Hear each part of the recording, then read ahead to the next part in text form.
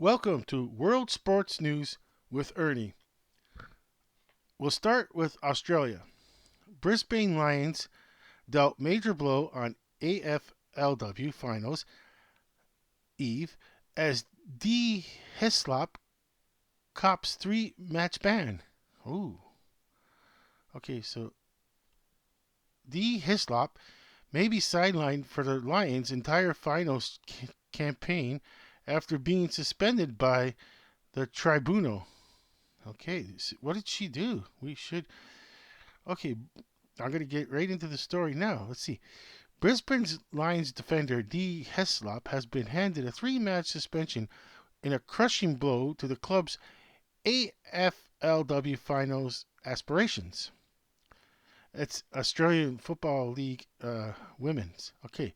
The tribunal's decision equals the longest ban in AFLW history, matching, I'm not going to be able to say this properly, Adelaide Adelaide's Najwa Allen's suspension for rough conduct last year. Hesop was cited for a sling tackle that saw Melbourne Rewitt knocked out in last Saturday's match in Springfield. Her only chance of playing again this season rests on the Lions losing Saturday's qualifying final against the Adelaide Crows, then winning the next two matches. She would be available for the grand final. Heslop's tackle was graded as careless conduct, severe impact, and high contact when she was sent directly to the tribunal. Wednesday night's hearing was told told Watt, upon her head hitting the ground, was immediately unconscious. Oh, she has been ruled out for the Demons' final against North Melbourne on Sunday. Watt could miss the following week should Melbourne advance the tribunal heard. The 22-year-old Hessop argued she did not sling Watt in a tackle, but had the entire weight of the demon on her as they fell to the ground. It was just an unfortunate event, her hit in the head, Heslop told the tribunal. I should have gone. I have just gone to wrap her up to make a tackle. I had no control. Her mental was falling back on me. I had all her body weight on top of me. Oh. Well, I don't know what a sling tackle is. Let's see.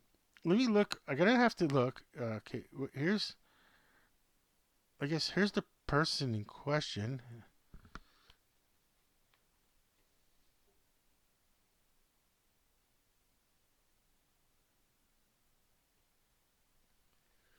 Okay, that's the person that got the 3 game suspend.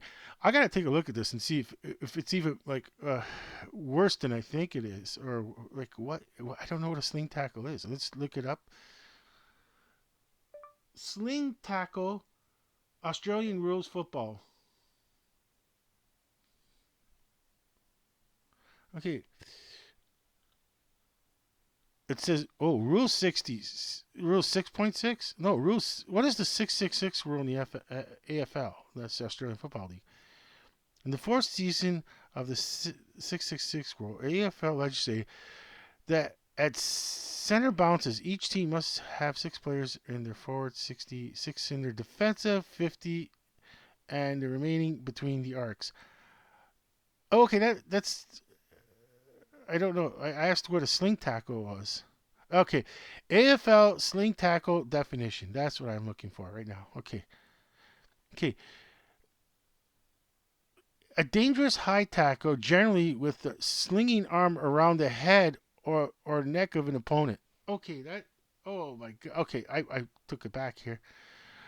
Yeah. Okay, I'd have to see what what's her name again. Okay, so it's D Heslop. I'll have to look her up. D Heslop sling tackle. I won't be able to show it, unfortunately, because I don't have that kind of credentials. I don't trust that I won't get a strike against the channel for showing something like a video. I'm not going to take my chances on that. I'm just not going to show the video. I'm just going to look at it and describe it. So D Heslops, it's going to be D Heslops. D Heslop. Oh, try that again. D Heslop's sling tackle. Okay, let's see. I didn't understand it. Okay, I didn't say it properly. Maybe. Okay, I'm gonna have to type that in. So it's D Hes Heslop sling tackle. There it is. Okay. I gotta go to videos. Okay, let's see. Uh, where is it? Awkward tackle scene. Tribunal take charge. It's only 36 seconds. That's got to be it. Okay, perfect. I got. Oh my gosh! I hope I don't see something that's horrible. So someone got knocked unconscious. Okay, so like I said, I can't show the video. I can't show the audio. I gotta take the audio down. I remembered. I had to. Okay, now I got it back on. I had to take the audio off the tablet. Lots of trouble. There's a lot of trouble when you don't take the audio too. Okay, so let's play this. Come on, what's taking so long to play this? Okay, let's see. Okay, I got it on full screen now. Okay, I'll take a look. Okay, let me see. Okay, so looks like a regular. That can't be it. Okay, that can't be. Okay, okay, this must be the next play. Okay, so they're doing those Australian rule lineups. Ball gets flinged in the air. Okay, player. I might have to. It might be right there. Okay, there it is. I didn't. They. Okay, they're gonna have to. They're gonna have to. Uh. Okay, I'd have to. I don't.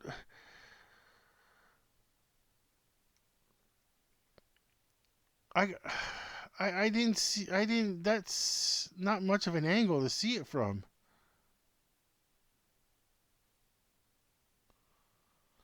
I. I that's not a good angle. There must have been a better angle to see it.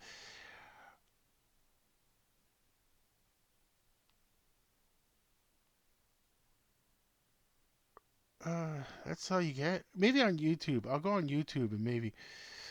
Uh, it's I can't really give a judgment on that. The angle was bad on it, and since I'm not on YouTube here, I gotta use their video. Okay, I'm gonna just go on YouTube right now,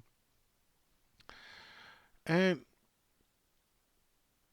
I'm signed in. I'm gonna get a lot of I'm gonna get a lot of things on my suggestions pretty soon. Okay, so it's D Hess Hess Heslop sling tackle.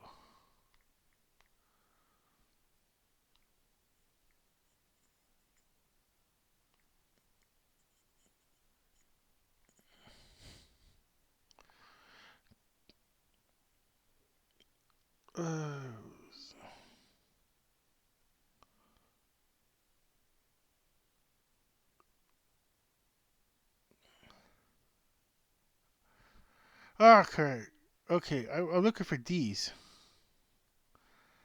Uh, I don't get.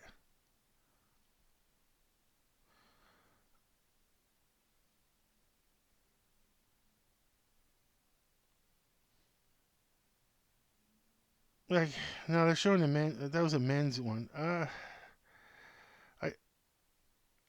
I can't find it. I can't find it on the YouTube. I guess. Oh well.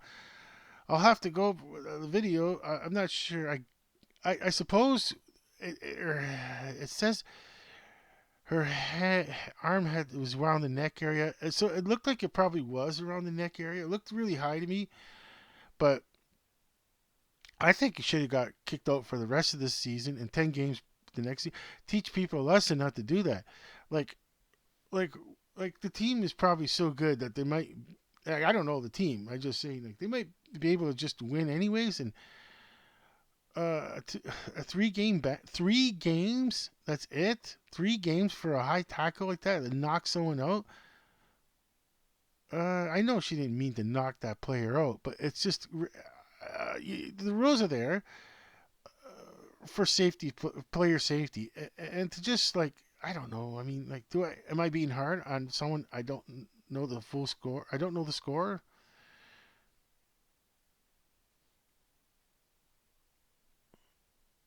Okay, so I'm gonna. Okay, so we'll go to the rest of. We'll go with some more Australian news, sports, football, or any other sport. I'm gonna look into it right now. I'm just loading up the tablet again because I went on YouTube and didn't didn't work out.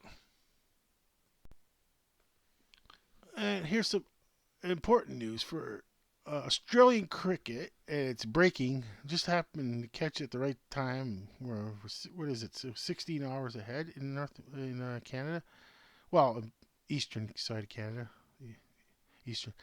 Okay, so cricketer Meg Lanning, the linchpin and captain of Australia's dominant women's team, has retired from international duty at the age of 31. Oh, 31. I think she still have more years. Lanning will announce her retirement at the MCG on Thursday morning after almost 15 years at the top level. I don't know, 15 years, I guess. She's calling it quits. And, you know, it's one of those things, it could transcend all sports. It doesn't matter where it is in this world, with professional sports, is when does a player retire? And in her case, she's she's going on a super high note, like the way John Elway in NFL went on a super high note where he retired after the second Super Bowl win, if I memory serves me correctly. So I guess it is best to go on top. In cricket, you really don't. I don't think you get many injuries except for maybe a head trauma, like a ball getting hit with the ball on the head and that cause a concussion. Uh, I, I I I suppose there is some risk. Knees, ACL. Yeah, for her, I guess I'm gonna say, yeah, if you go on top, you go out on top. That sounds, I guess that's good.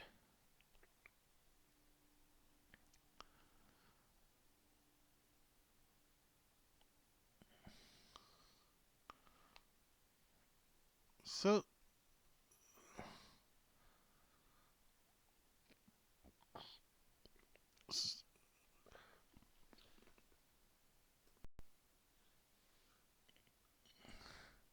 and in other cricket news, all other cricket news, Sachin Tendulkar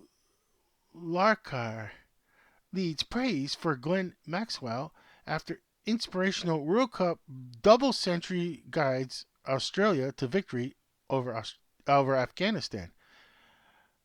That's completely Australian. What I just read, I have to look at it again. I don't know what a double. It must be 200. It must be like a score that's over 200. I don't know the sport, and I'm just need to like just kind of look at some key important things on cricket. Is what is the score? I don't even understand the score, but I'll read the quick story here.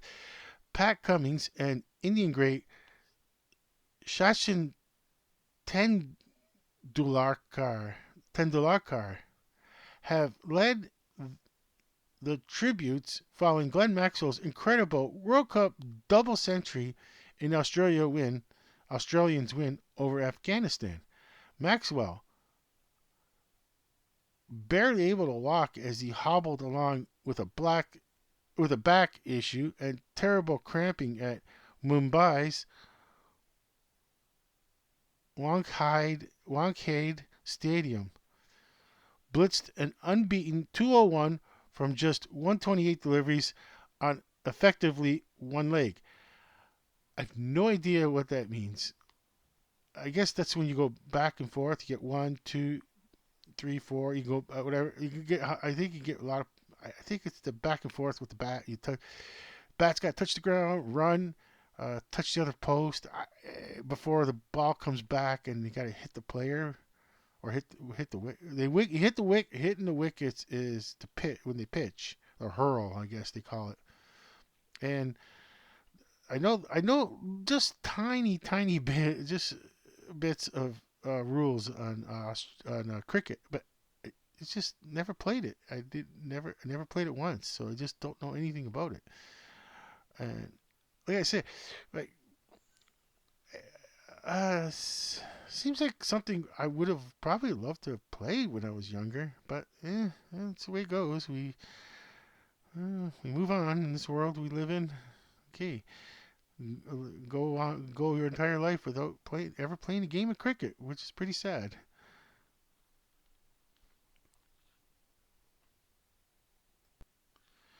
I don't know if this is before this game of Afghanistan, but okay, so it says Australia hopes its best is yet to come after ending England's Cricket World Cup defense. This must be old. Let's see, or it just happened.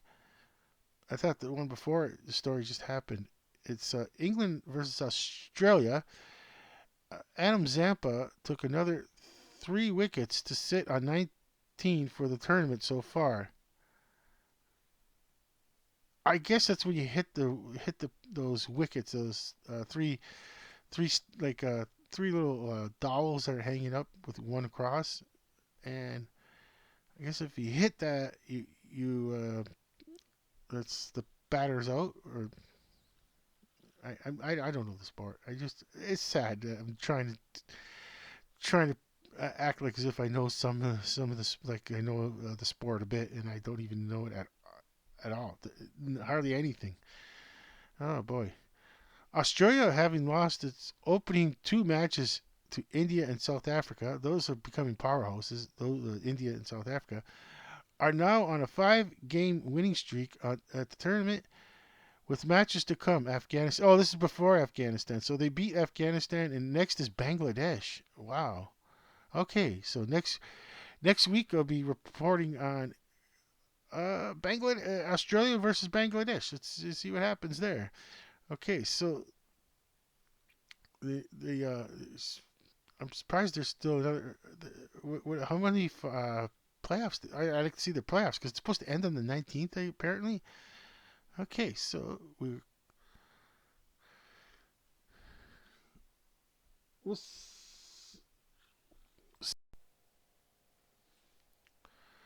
this AFL, is it AFLW news? Okay, yes. Swans squeeze into AFLW finals after beating Dockers by 22 points as Saints season comes to an end. Sydney has prevailed in a fierce tug of war with Fremantle to win by 22 points and seal its first AFLW finals appearance after going winless last year in its inaugural season. Whoa. Down by 4 points at halftime in this low scoring affair, a third term goal from Rebecca Privitali sparked the Swans to a 5.10, which is 40 in brackets, I'm not sure, to a 2.6 win on Sunday at Fremantle Oval. I have no idea what that means, the 5.10 and then brackets at 40. I have no idea what that means. Needing, needing to win after fellow finals hopefuls St. Cadia clinched victory over Carlton earlier in the day, the second-year expansion side stormed home with 3 unanswered goals to secure a spot. But the Swans will have their work cut out for them against the desperate Dockers defense. Saints gets past Blues, and then the Saints have earlier given themselves a chance of booking their first AFLW finals appearance when they claimed a thrilling 20-point win over Carlton. Full of confidence after toppling competition heavyweights Brisbane last round, the Saints claimed their first victory in 4 meetings with the Blues, winning, I don't understand these, 7.5, and then in brackets it's 46. Sorry, the 3.8, which is then 26 in brackets at Princess Park. I don't know what that means. I'd have to really look up the scoring.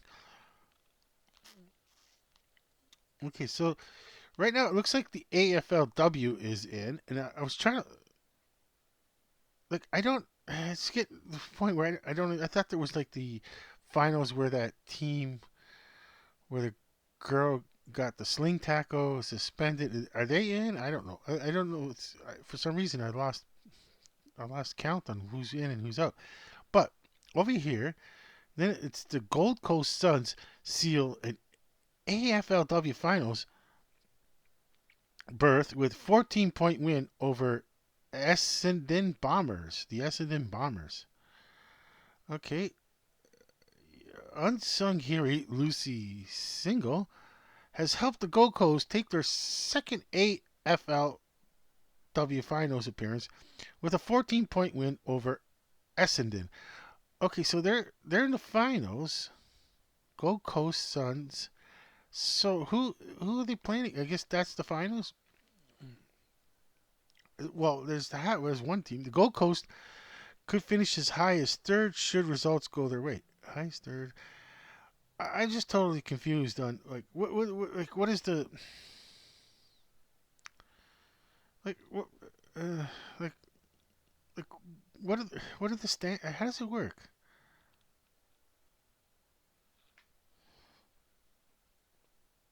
I'm just trying to see like who like this whole they're in the finals, the third place, and I don't know how their playoff system works. Um, no idea. Uh, I'll just have to move on.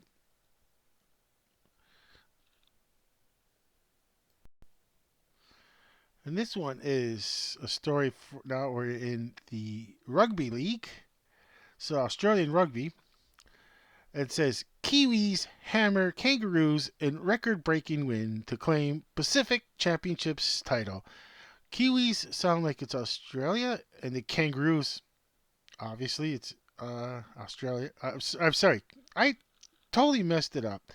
Kiwis sound like it's New Zealand, and kangaroos obviously it sounds like it's the Australia. Okay, so I'll click onto the story here and try not to bungle it.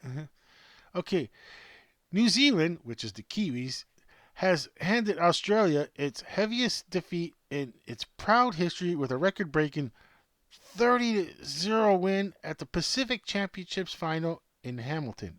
I'm not sure where Hamilton is. Is that in Australia or New Zealand? I'm not sure. But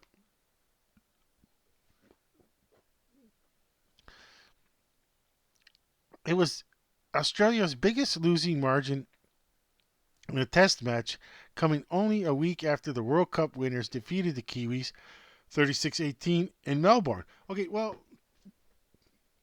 well, yeah, you got. I didn't know there was the previous match where the seems like it was probably an upset, and yeah. So if it seems like it was an upset, and well, not really. Key points. The Kiwis have not beaten the Kangaroos since 2018. So the previous one was the upset where the Kiwis upsetted the Kangaroos. Because I'm not following that side of the rugby. But I always think rugby that uh, the the New Zealand teams will be like winning all the time, but the Kangaroos prevailed this time. Let's see. Okay. No, the Kiwis hammer the Kangaroos to 30-0, and Kangaroos are the ones that are going ouchie, ouchie, because they're they're the ones that didn't even score a single point, which is hard. That's the part that really stings. Probably is that they didn't even get to score a point. So there, look, I'm looking at the jubilant Kiwi team, the Kiwis, and there's that the they show the All Blacks. Of course, they're the All Blacks. They're like every New Zealand rugby team. I think is All Blacks. That's international.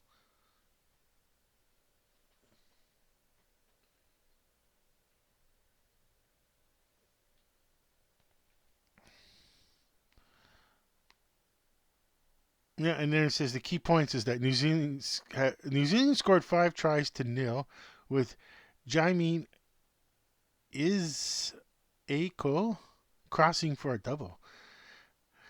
I'm not even familiar with rugby either. I never played rugby when I was in. We just did not play rugby, which it's just an anomaly in certain spots in Ontario.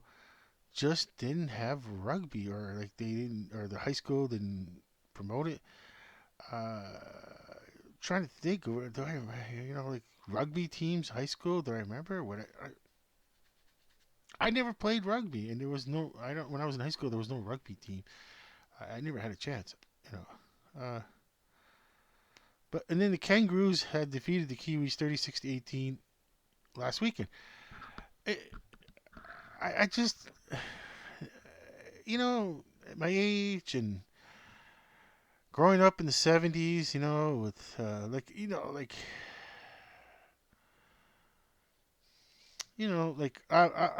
in the on this okay for this side of the world. I was in the apex of Saturday morning cartoons, where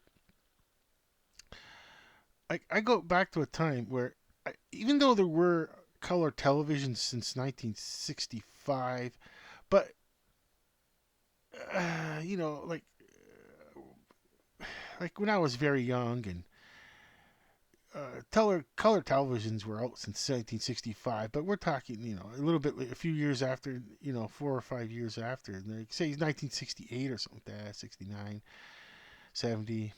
I, I still, the main television in the household was a black and white TV, and so I go back a long ways, televisions, um, oh, televisions were something that was like, to me anyways, when I was growing up, I always like to me I always thought the television was something that was like the monolith in the Space Odyssey 2001, where they all touch it.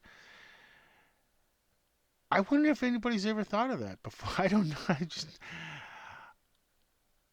Oh yes, there's a movie called The Groove Tube, and I think they touch a TV and they all get. Yeah, that makes sense. Yeah, The Groove Tube. I'm gonna have to look it up to make sure. Yeah, so I can't claim that I just thought of something funny, because I think I already knew it in the back of my mind watching that movie a long time ago. We're talking 70s, and the Groove Tube, and I think there was a scene with the monolith. Let me look it up real quick just to be sure. I know it's sports, but I'm going somewhere with it. Yeah, I was looking it up again. I remember from memory. Yeah, they touched the cavemen touched the television, like the monolith, in 2001: A Space Odyssey. If I Yeah, I do remember that correctly now. And they become they get knowledge, and they're rubbing this one caveman is rubbing 2 sticks together, and all of a sudden a fire appears. Then they make a big bonfire because of it in the next scene. And you know it was really prophetic. That was the time I lived in. Like the TV was a window to the world, and we just didn't have as many channels as it was just we could only watch what we caught over the air at one time. I remember, uh, like we didn't get cable television until 1976. If like I remember in '76 we got cable television, and then we took the family. We took the antenna down, which today I'm sad about it. Like, I'd love to see that antenna nowadays. What it looked like. I remember just like what it looks like compared to other TV antennas. I remember it was this big giant thing. We didn't have the rotor, so it was stuck in one position, and I think it was pointed. It was a Yagi. I remember it was a Yagi antenna pointed. You pointed in one direction, but you you you pointed towards Buffalo, and you try to catch Toronto at the same time. It's really hard. And you gotta. I think. Oh wait, maybe we had two antennas, two Yagis, one on top of the other. One was pointed towards the Toronto area, and one was pointed towards Buffalo area. Well, it's in Ontario. Anywhere in Ontario, you point to. You have to point. Even today, you need to point. You need to point one antenna. If you don't want to use a rotor to move the antenna around, the Yagi antenna. Every antenna is directional. Even those what they call like uh, the flat antennas. They're directional too.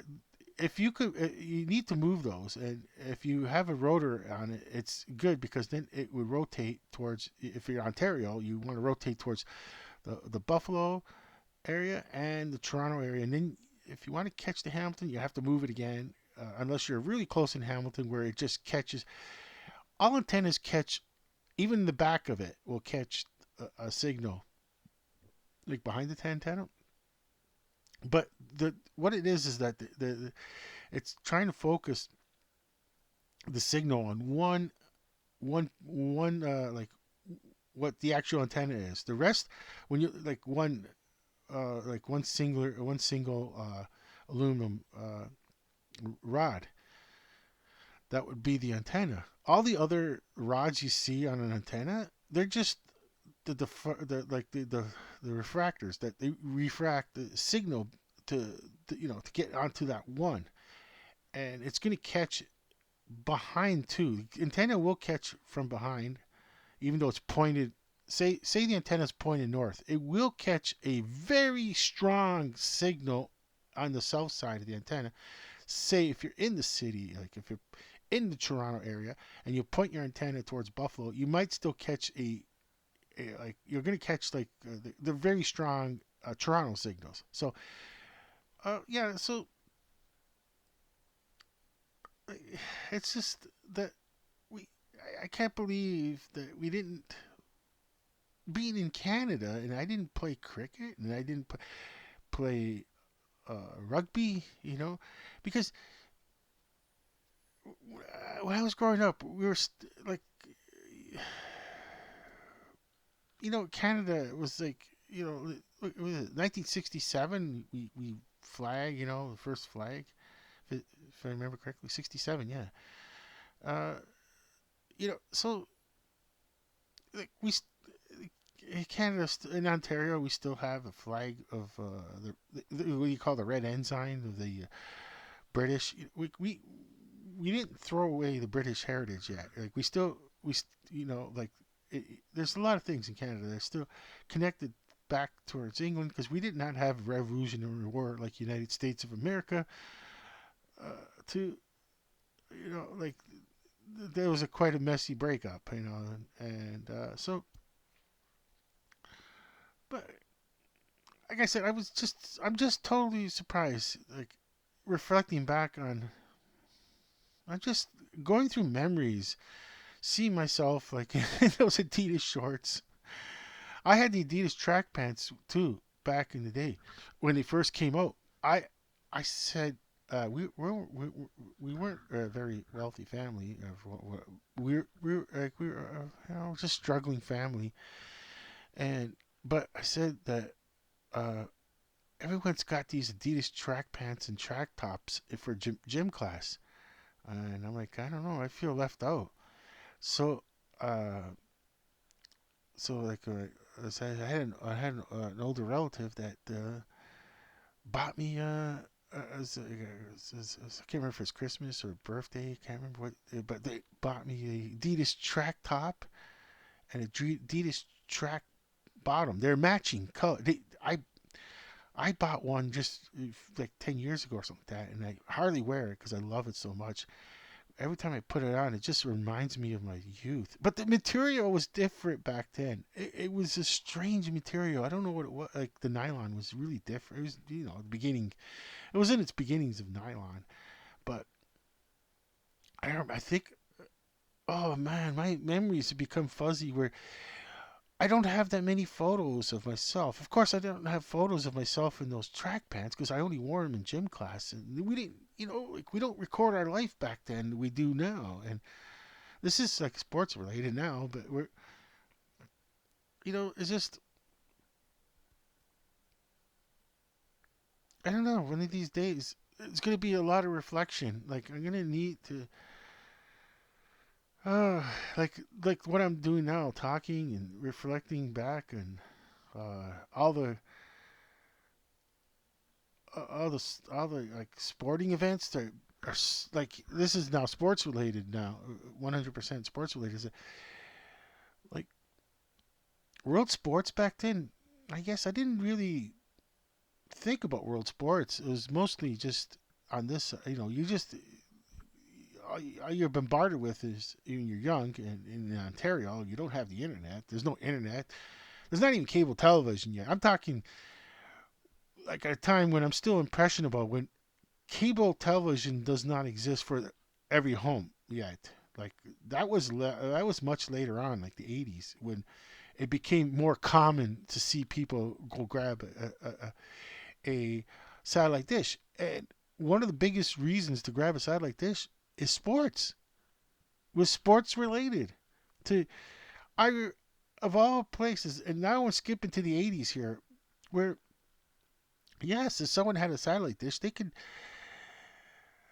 catch sports around the world and not be subjected to only hockey and whatever is showing on the either the ABCs, NBCs, CBSs, or CBC. And of course, even if you're in the Buffalo area, you can catch CBC in Niagara Falls, Ontario, Canada, I should say. I mean Niagara Falls, USA.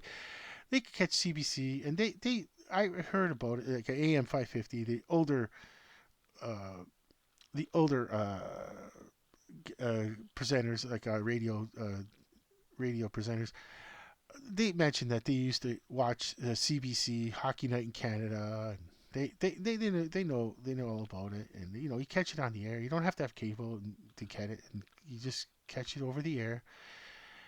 And yes, everything like that's, I don't know. It's just weird how you could really change now. Like you can really, like, now people could be subjected to other sports, and this is something I'm trying to convey here. Is like, I don't have children. I don't have any children. I don't plan to get my age. I'm over and done with the idea of getting married and having children. But for me, it's saying that, like, you can expose the youth to different sports. Have some fun, variety of sports. Uh, but I understand. When you're young, you want to play. Just I would have wanted to play rugby. I said, I'm thinking like, maybe you just want to play the sports that you know. Uh, we just didn't. I just didn't have the chance to play all these world sports. And now I'm like cricket and rugby. I understand why not Australia was football. Like, 'cause that's really like one part of the world. And yeah, that one's very like just one part of the world is very popular. So I'm gonna kick kick start next story. I'm gonna switch to another sport here. Switch to netball. Well, I'm still not doing Australian news. Netball. Okay, now there's previous videos. I got it in depth into netball. Now I know what it is.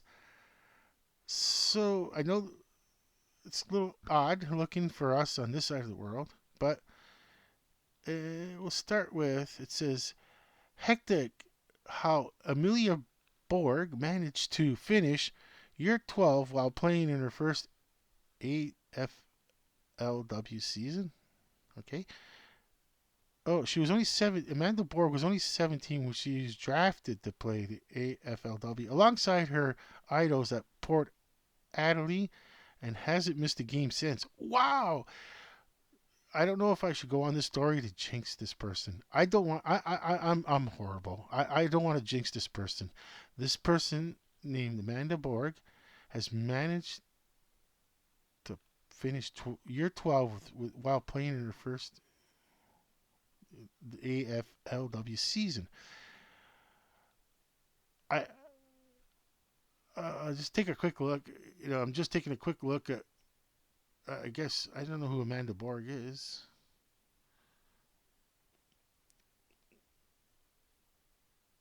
One of these three is Amanda Borg. Hey, Ernie, we play some Sesame Street here.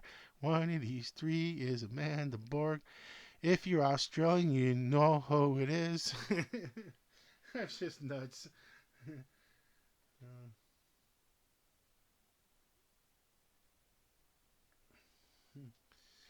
Okay. And other netball news. This is Australia has completed a hugely successful 2023 campaign by sweeping South Africa in their three-match netball series with a 77-50 win over Proteas in Hobart. I remember Hobart. Hobart is in Australia. I think Hobart, New Zealand. I can't remember where Hobart is, but it sounds like Australia. Well, if it's an Australian team playing, then it's got Hobart must be in Australia, if I remember correctly. Now we've been through this before, and I guess I'm fascinated with the ball. It's some kind of volleyball looking. This is the reason I'm looking at it. Is it's like a typical play in action, you could say. Just a typical play, and I'm looking at where it's like there's the ball where I see that it looks like a volleyball, but it's not. Um, it's not a basketball. See, it looks too big. This the funny thing is this netball, official ball netball. It looks too big to be a volleyball. I mean, I know volleyballs are smaller and they got a lot more. It looks so close to a volleyball, but it can't be a basketball because then it would be basketball. You don't need to dribble this ball. There's no dribbling. It's a different sport than what you're used to. So I'm looking at it and it's like, okay, well, there's a typical scene in netball. So in Australia versus South Africa, I could see South Africa trying to give it a go. This netball, you know, looks like a pure Australian thing. Well, it did start in England, if I remember correctly.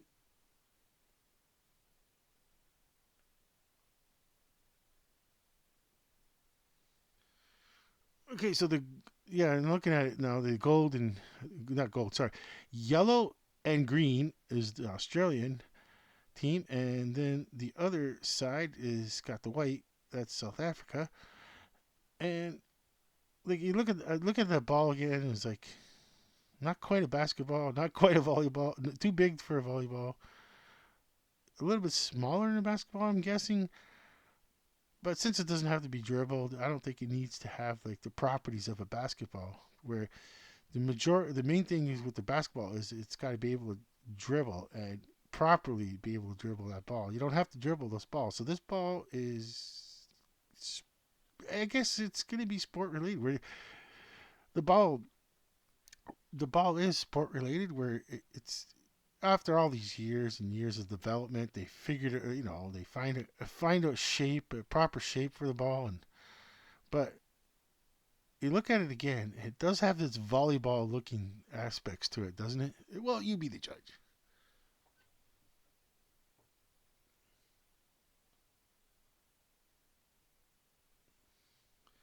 My guess, that's my guess is that it's too big to be a volleyball. Okay, so Australia is winning on their own sport. The Diamonds, they completed a sweep. Okay, so the Diamonds keep perfect record intact with clinical win over South Africa to wrap up the series. So they beat them not once but twice. Now here's some real action in this sport. Okay, this is I'm looking at some real action here.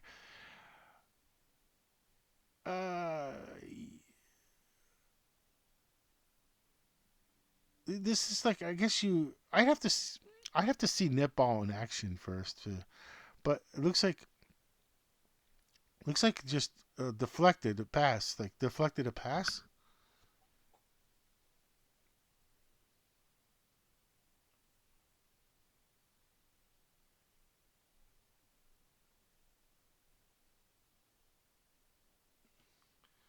So uh, what else do you have? Diamonds. There's all diamonds. My old is let's see. I'm looking at all the. Okay, here's silver. Another team, Silver Ferns, strike back with thrilling win over Diamonds in third Constellation Cup clash. I don't know what to make out of this. Diamonds bounce back with. Oh yeah, their successful Constellation Cup losses with a quick turnaround. Okay, so they lost the Constellation round to the Silver Ferns. Oh, this is. I think I reported that the Silver Ferns. No, I don't remember. So the Silver Ferns strike back with thrilling win over Diamonds in third Constellation Cup class. New Zealand will have a chance to equalize the Constellation Cup at 2-2 after winning the third game of the series to turn things around after the Diamonds dominated the Australian leg. See, I know the Silver Ferns looks like okay, look, New Zealand, and I know it's going to be it's easy to point because when it comes to the colors of the uniform, New Zealand likes the all black uniform, and they pick it probably at every sport right away. They pick all black. Where other teams, other nations, will pick flags of their country. That's why Australia is the green and the well, they picked green and yellow. I guess to be unique. But here is another another action shot. Is I'm looking at another action shot here.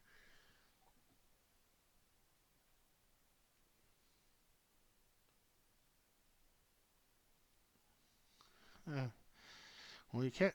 I don't think you can touch a player. Like you can't really bounce into a player. Oh, there's a nice scene where okay.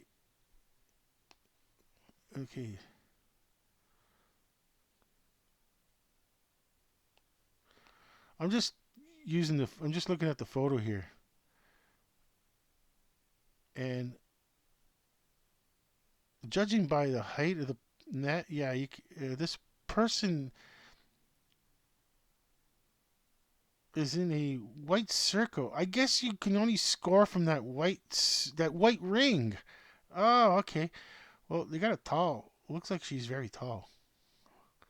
That's the goal defenders. Wait, there's one person that's in red uniform. She's shooting the ball at this white stripe, but there is a red uniform person in a red uniform right by the net. But the two in green, which is obviously the defending that net, they're just jumping up tall, and it looks like she must be tall. The positions, like you don't need a tall person when it comes to the middle, I guess, when you're just passing, but I guess you need the tall ones on the team to be right by the net, to be the goalkeepers, as they call it, which I was totally shocked. So they call it goalkeepers because in basketball, there's no such thing as a goalkeeper because it's called offensive goaltending. You can't goaltend the net. You can't prevent shots from as the ball's going down into the net. You can't prevent it from going into the net. So here's a nice action shot, and I'm looking at it. I'm saying,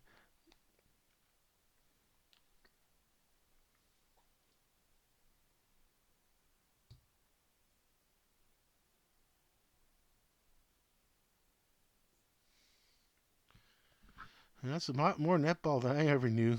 No,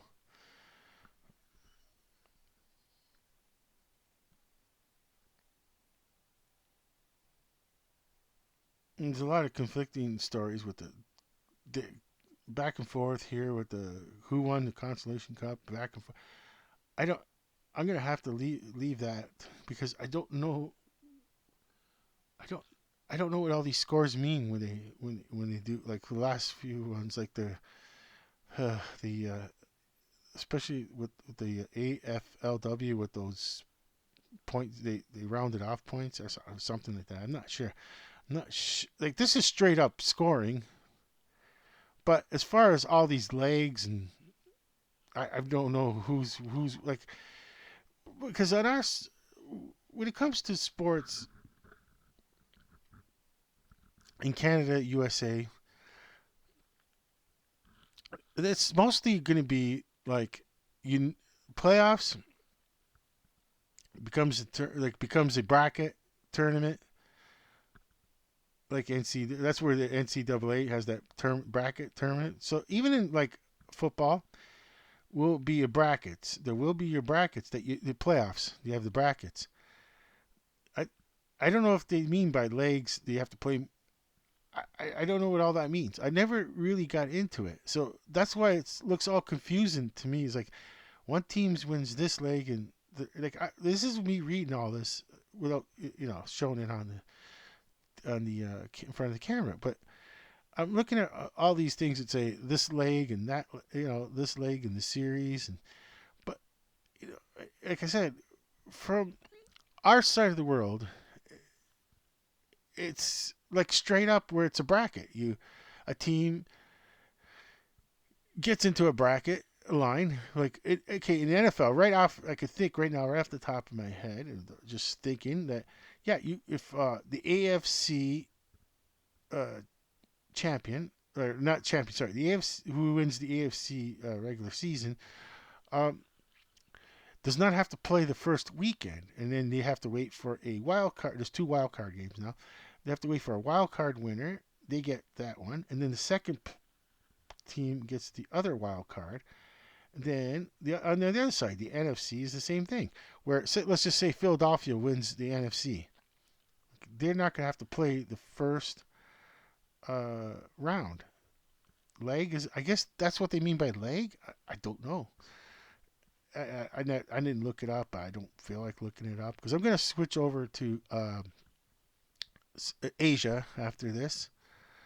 After I finish this, I'm switching over to Asia, and it's I find it amusing at first and quaint, but then I'm starting to realize that like I can't really give a good sports report when I'm not sure what I'm looking at. I'm not sure what I'm reading.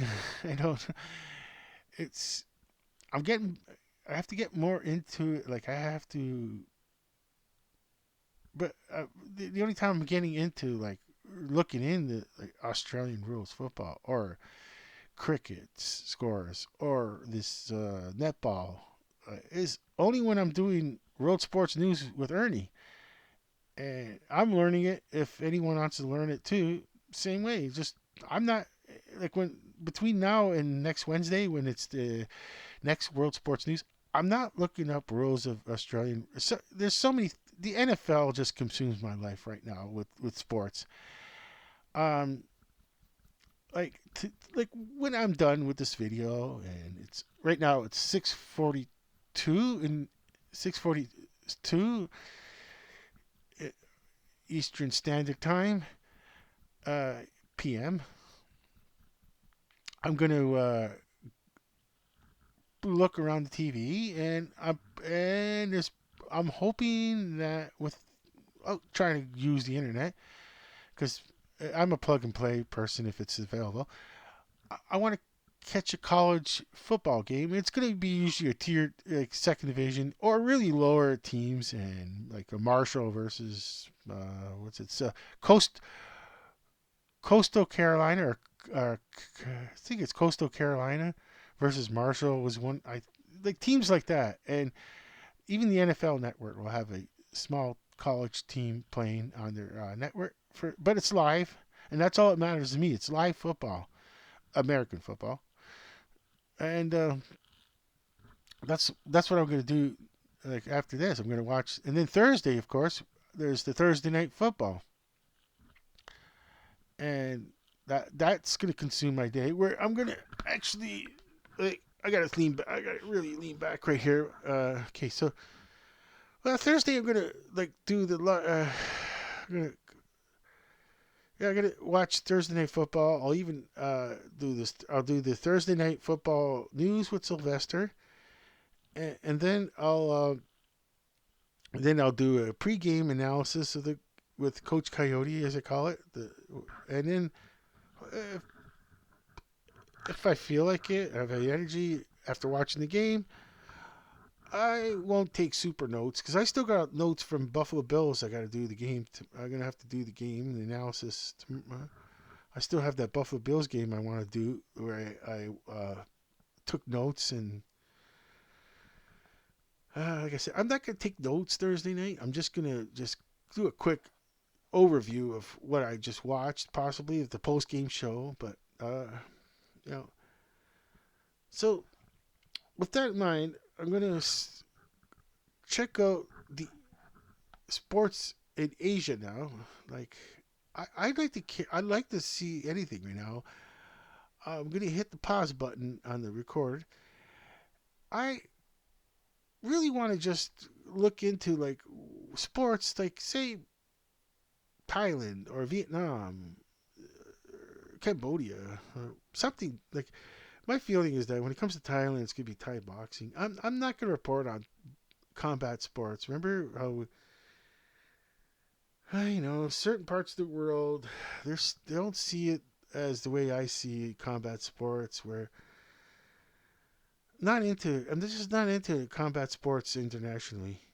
You have your. I don't watch mixed martial arts at all. The last event I ever watched, UFC or mixed martial arts, was UFC 100, and only because I was still out and about, going out, and I even went to restaurants. I was, someone said, "Hey, we're going to watch the UFC fight, UFC 100," and of course, it's the one with Brock Lesnar. Yeah, is that right? Is that the one with Brock Lesnar? I think it was UFC 100, where I don't know, he just kind of showboated at the end when he won. Is like takes his mouthpiece off, and it's supposed to represent a horseshoe, and he goes here. I don't know. It just got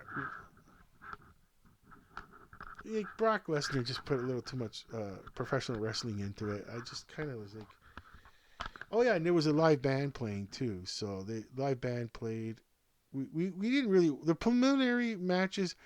There was no volume, and I didn't mind. I didn't because I wasn't watching the action. I was just there for the last fight and the live band. I knew the like I didn't know him personally, but I knew like it was someone I was with like at the party it's their friend that's lead like he was the lead singer on this bar band, and this at that time I'm like at my age I'm like wow, bar band, wow, playing rock music, and I guess I'll go. Oh yeah, I'll go. This UFC 100, and um, like I said, I didn't have to care about the fights before. I didn't have to pay attention at all because the band was playing. But the people that are interested in the fighting were watching the screen and listening to the band at the same time, or just there for the band. But when the big fight came, then the band took a break, and the Brock Lesnar fight came on, and we everybody got and watched it. It was like a time and a place, an event, and I don't know if UFC is ever going to be like that feeling again, where a person like me will ever go watch UFC. They know it. They know they have a personality problem. Brock Lesnar brought people in. Like that's all the way. It's just that's just like it's like boxing or the personalities, back in the day, of course, I'm gonna say it, of course, Muhammad Ali, of course. I'm so bitter in life. It's a reflection of bitter in life that he didn't have to box anymore, and he didn't. Then you find out Muhammad Ali's autobiography where he gave a lot of money away. That was his, like that's why he boxed, to give money away, which is like, if you know the true story behind with Muhammad Ali, you give him all the accolades you can, because you got to give Muhammad Ali all the accolades you can, because it's I I wouldn't have wanted to see him throwing all his money away, quote unquote. It's just because I'd be like, I don't you. We needed Muhammad Ali to be a human, like a spokesman for our conscience in life, and I I can't. Did the extra fighting when he was past his prime, did it cause his ailments later on in life? I don't know. I can't say that. I'm not.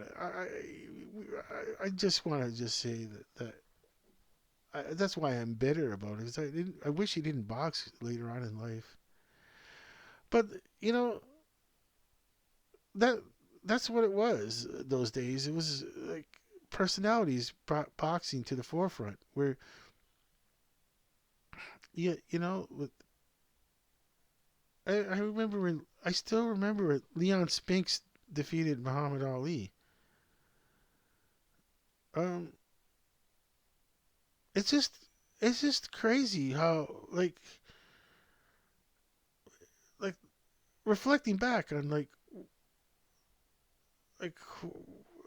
like Leon Spinks, one fight he wins and became this super instant celebrity overnight, and I just felt like why does at the time like Muhammad Ali has to win to have his voice heard, and of course when he retired, it was too late for him to carry on the voice of consciousness that we needed in this world. And yeah, so I guess there's bitter memories from combat sports when I was growing up, and it carried over. You know, people are gonna say, you don't like, I don't know, the old cliche, and I don't care if you're gonna say this in life to me. You can say it to my face, and I'll just smile and go, "That's your opinion." Oh, you're not manly enough because you don't like boxing or UFC any at all. I mean, boxing is supposed to be the art of self defense. Yeah, and it's not. It's supposed to be in the Olympics. It's supposed to be a sport, but uh, you can't just say. I'm not going to sit there and say like, oh, if you're going to question my manhood, um, what do you want to arm wrestle? You know what I'm saying? Like, what does that matter? Like when you think about it, like to me, it's an old way of thinking that like the the physically stronger person is right. Like, no, that's not how. I don't see it that way no more. I I'm thinking like, do I have violent tendencies in life? We all do. Like, we are humans. Maybe if you're European or if you're or if your like heritage is close to like the Turkey Asia Minor as they call it, you might have 2% DNA from 2 to 4% DNA from Neanderthals, but we're practically humans, and it's it's all triggers in our life, everything, and like even like everything, we can't settle everything with physicality and fisticuffs. And how does it relate to sports? Someone would say all this because you don't to have a voice. You don't need to be the top boxer. You don't need to be the top MMA fighter. But the world we live in is, for some odd reason, it's like, why listen to that person? That person is a loser. He's lost 3 fights in a row. But what the person is saying makes 100% sense, and it's like it doesn't matter because he lost. Like that doesn't. My world is like, no. Physical attributes is not the same as what a person's conscience is saying. Um, you know, like we just have so many like so many things. And I said it before. This is world sports news, and I haven't gotten to that part of the world of yet. But like uh, I said earlier that paralyzed by the all world events, and I know sports should take a back seat to that, but I, I'm not gonna. I don't want to watch the news right now. I don't have an opinion on it because I just paralyzed. You just, you just want. I just want, like I say, world peace. Whereas I don't care who's right, who's wrong. I just want world peace. That's it. Like just, which is, like, well, now I will switch to Asia and try to get my mind off world events like that, like thinking of the world events and news. I just thought of like of Africa too, but I don't know. I'll give it a shot. See what's if it's gonna be soccer, soccer, soccer. It's not the same. Uh, I just like to report on world sports without soccer. Because soccer is its own category. You know, Soccer is in its own category when it comes to sports.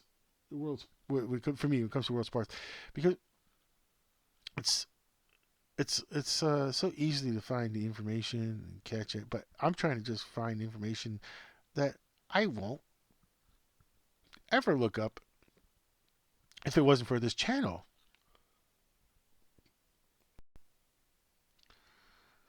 You're gonna look at the first story here, and it's gonna be, of course, I'm gonna look in Afghanistan, and I'm guessing they don't live in Afghanistan.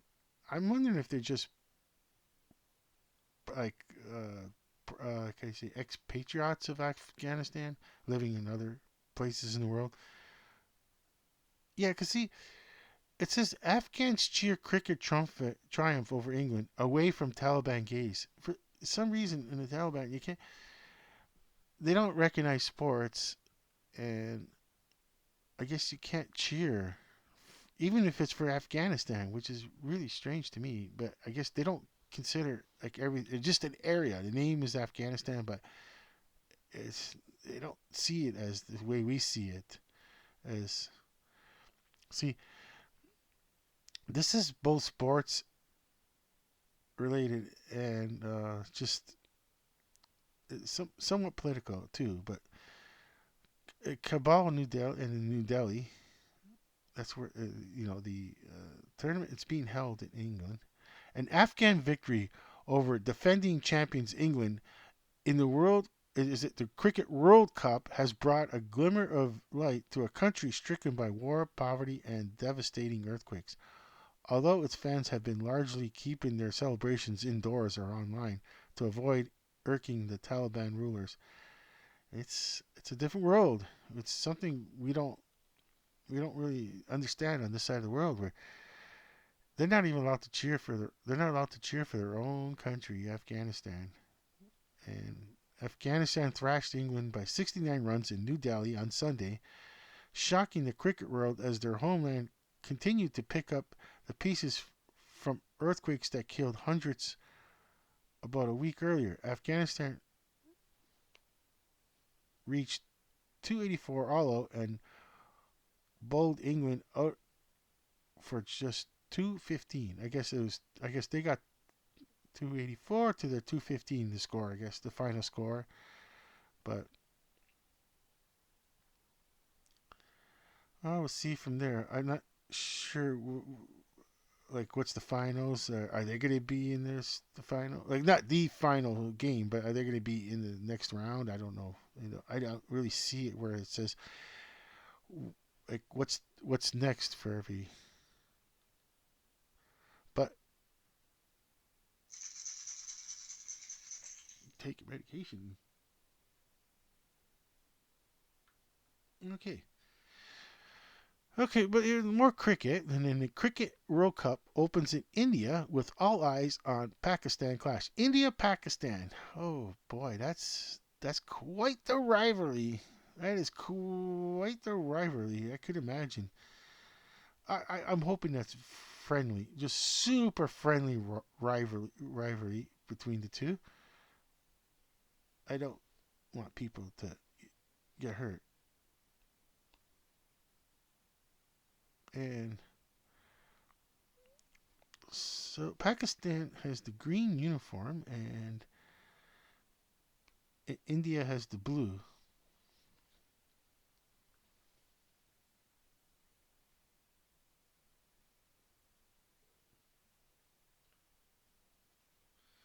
We're gonna look to see what. Okay, that will read it. The okay, the men's cricket cup opens in India on Thursday. Wait, it's not on right now. How old is this? Wait, tournament to last month and half.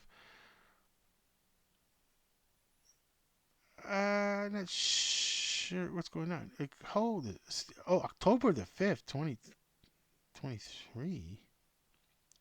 Wait,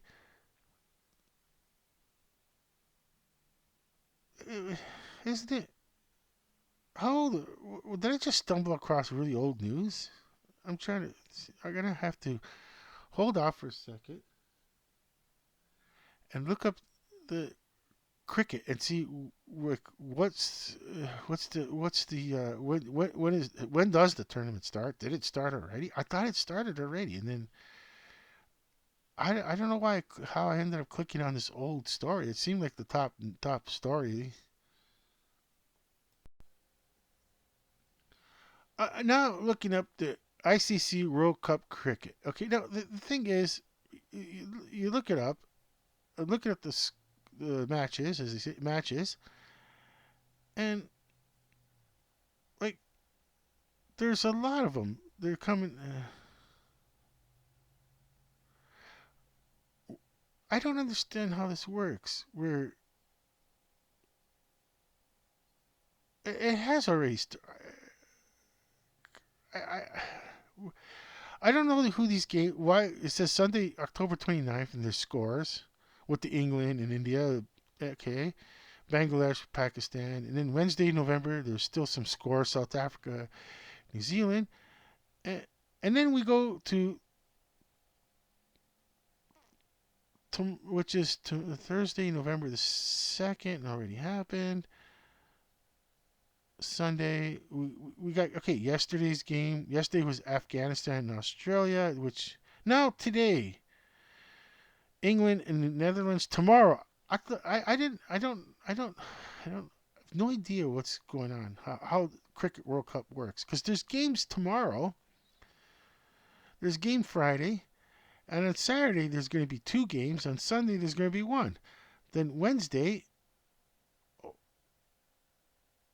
wow, these are big games because in the semifinal, which says India, it looks like they're already set. They're in set. I Oh, the semifinal. I guess when it comes to cricket, you get to go in the semifinal if you're the host country. It seems. I don't know because well you take a look here because then you see it. It says TBD to be announced. Okay, so here's like Wednesday, November the 15th, and it says semifinal 46 of 48, 47, 48 games. It's such a different structure than what I'm used to in sports. But so here's all the T to be announced, to be announced, to be announced, to be announced. Now, semifinal, semifinal, and then the final. Okay, so there's going to be two semifinal games, and it looks like India is guaranteed a spot, or is that they did so well that they're because they still have a game Sunday. Okay, so the semifinals is starts today, Wednesday, November the 15th. No, that's next week. That's the semifinals next week. Sorry, Sunday, November the 12th. Yeah. Okay, so no. Okay, so Sunday, November the 12th will be the 45 of 48, which is India versus Netherlands. But then after that, you got the semifinal, India, and then all these two to be announced, which I understand now. So the final, which is like the Super Bowl, it's going to be one or the World Cup final. The final game is on Sunday, November the 19th. But here is what I'm looking at. So here's what I'm looking at, where it's you can see where it says India, Netherlands. I'm trying to get the best I can. Okay, but the most thing to take out of it is the TB starting on Wednesday. Starting on Wednesday, November the 15th, which is next week. Okay, so see all the T to be announces. I'm either from my uneducated guess on cricket and how the World Cup works. Does the host country get an automatic berth into the semifinals? I'm not sure.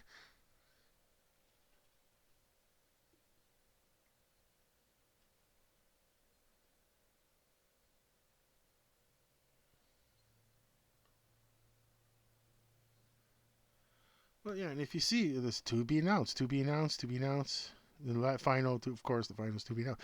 So India will play someone fourth, either I guess the fourth place team, and then the second and third will play. No, yeah, that's right. The second and third will play on the Thursday, November 16th, and then Sunday, November 19th, will be the final. Okay, so the finals are coming up in cricket, and it's still a little early for me to actually report on because I don't know what these means. The two, like say yesterday's score, Afghanistan beat Australia, which says 291 and backslash 5 and brackets is a 50. I guess I have no idea what they mean by that. And then Australia won by 3 wickets, 19 balls left. Oh, there it is. 293 backslash 7, 46.5. Okay, so 291 backslash 5, 50. You got to see it. You have to see this. If you've never seen a cricket score before, this is what I mean. And then it says Australia won by 3 wickets with 19 balls left. I guess they don't have to play those 19 balls. There's no point if they're up. And so I guess it's like baseball, the ninth inning, where the home team doesn't have to play the bottom of the ninth if they're up.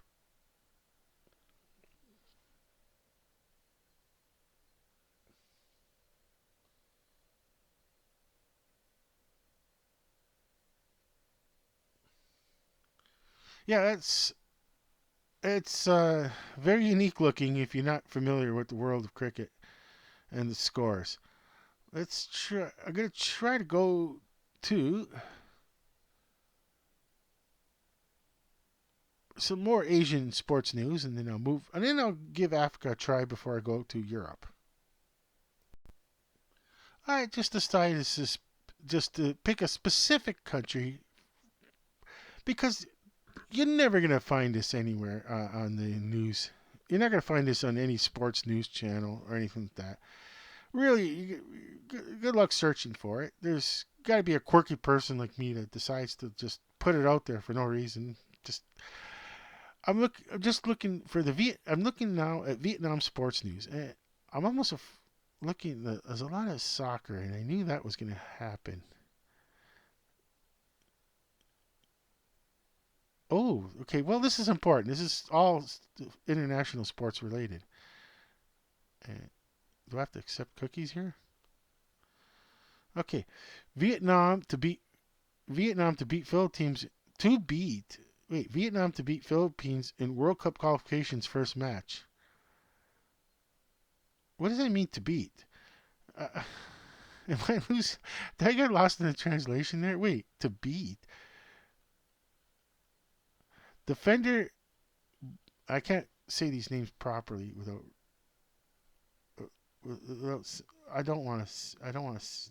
I don't know. Okay, but this defender, I'll try it. Bui Huang, and then it's Vet on. Insists Vietnam are targeting a win in the Philippines next week in their first qualification match of the FIFA World Cup 2026 Asian Zone. Oh, yes. Okay, that's important. See, let me read that again, the title again. Let's see. Okay, yeah. Yeah, there it is. Vietnam to beat Philippines in the World Cup qualification for its match. It sounds like you're going to do it. That's we're going. It's just going to happen. But that yeah, that just sounds like, oh, we're gonna do it. They're gonna beat him. That's it. It's already in the books. So I can't wait till next week to report on what happened there. So that's what I gotta remember is what happened with the World Cup qualifier in Asia. And see, like, I'm looking at like right here, where it's right here, the Vietnam news. Okay, and I'm just going on the sports section here. Okay, so and then Vietnam to beat yeah.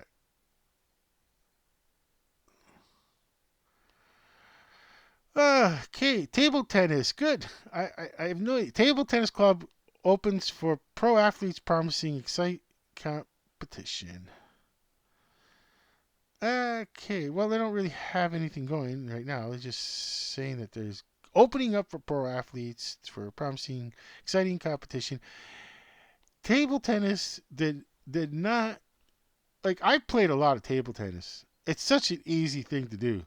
Like you can't at home. Like it's so easy to do. You get it any you can get any kind of plywood sheet and and then just make a net out of books. I mean, I made a net out of. We made a ping pong. We didn't have a ping pong net yet, so we used just like Encyclopedia Britannica books, and the table was big enough. Like this, or was it? I think it was the sheet was a little too long or something.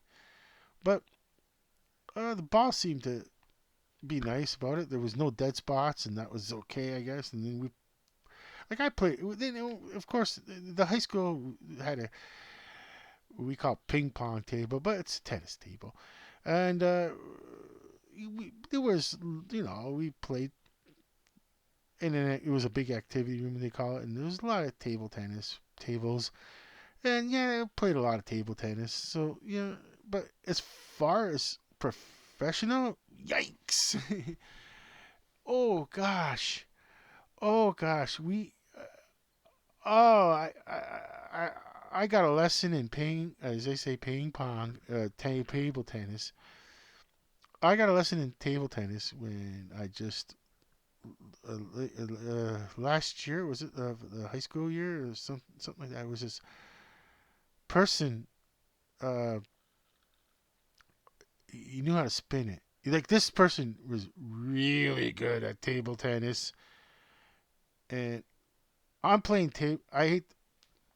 Yes, I'll admit it now because I didn't think of it back then. Just young person. But I was playing table tennis like you're playing actual tennis. The thought process, the way you try.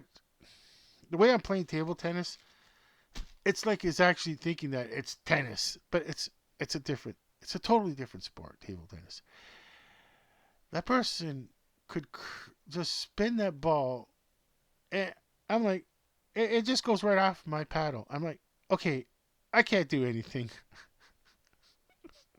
I'm totally defeated before I even get the first. Was it? I forgot. You up to 12 or 15? I can't remember what the final. I'm like, and we had to we avoided. We used to say the skunk rule. If like, which I don't like using animal references anymore. But if someone it was 7-0, if the room was busy and it's 7-0, you have to move on. Yeah, the next player, like because winner stays at the table, and well, winner gets to stay at the table. Just like going into a bar back in the day, and there's the pool table, and people line up their quarters, and winner stays playing pool if you beat the champ. So with the limited amount of tables, like I think there was one or two, if I remember correctly. Yeah, and if there's a crowd of room, if there's a lot of people, at the time there was only just me and this person.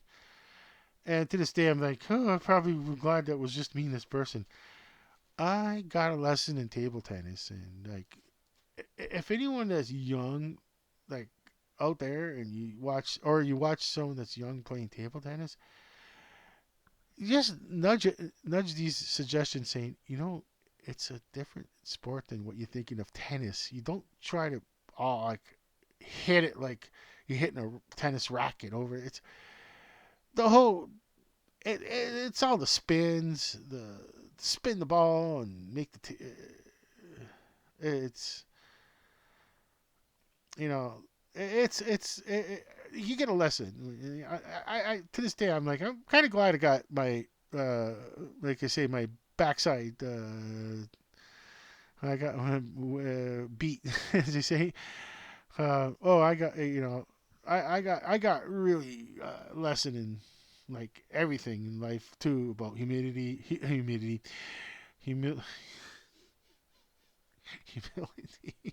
humidity. Yeah, was a weather report too at the time. Okay, but you know, I guess I carried that moment on, like getting beat so badly.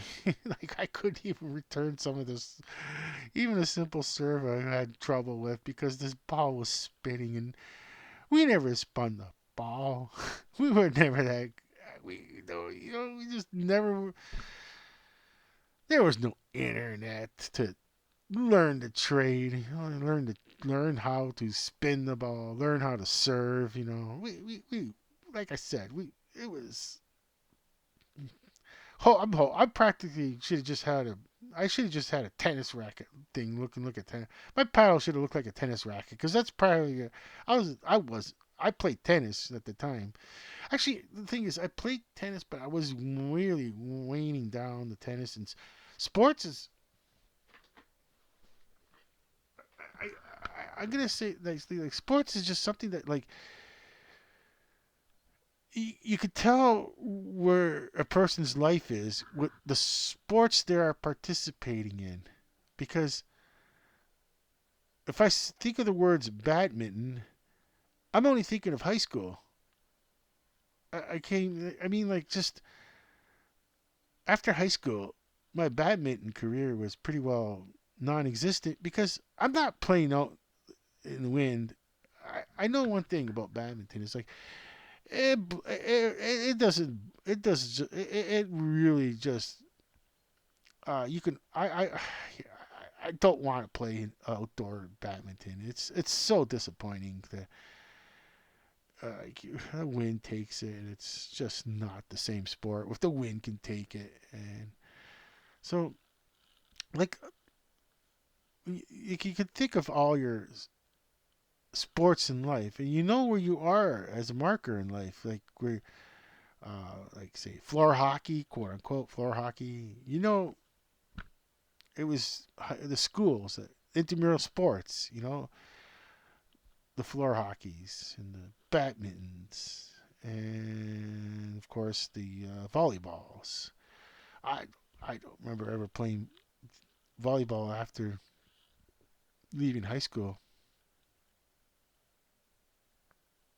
I didn't even play pickup.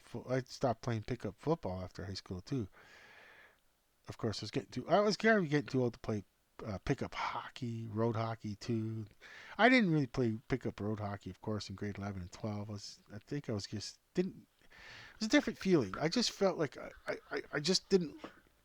I just felt like I just wanted to do things that doesn't, like get in the old used vehicle that was just hand me down, and drive around. You got your license, and like we did play what like some kind of form of baseball where we just kind of box ball, I guess you call it, but it's different where I was from, where you just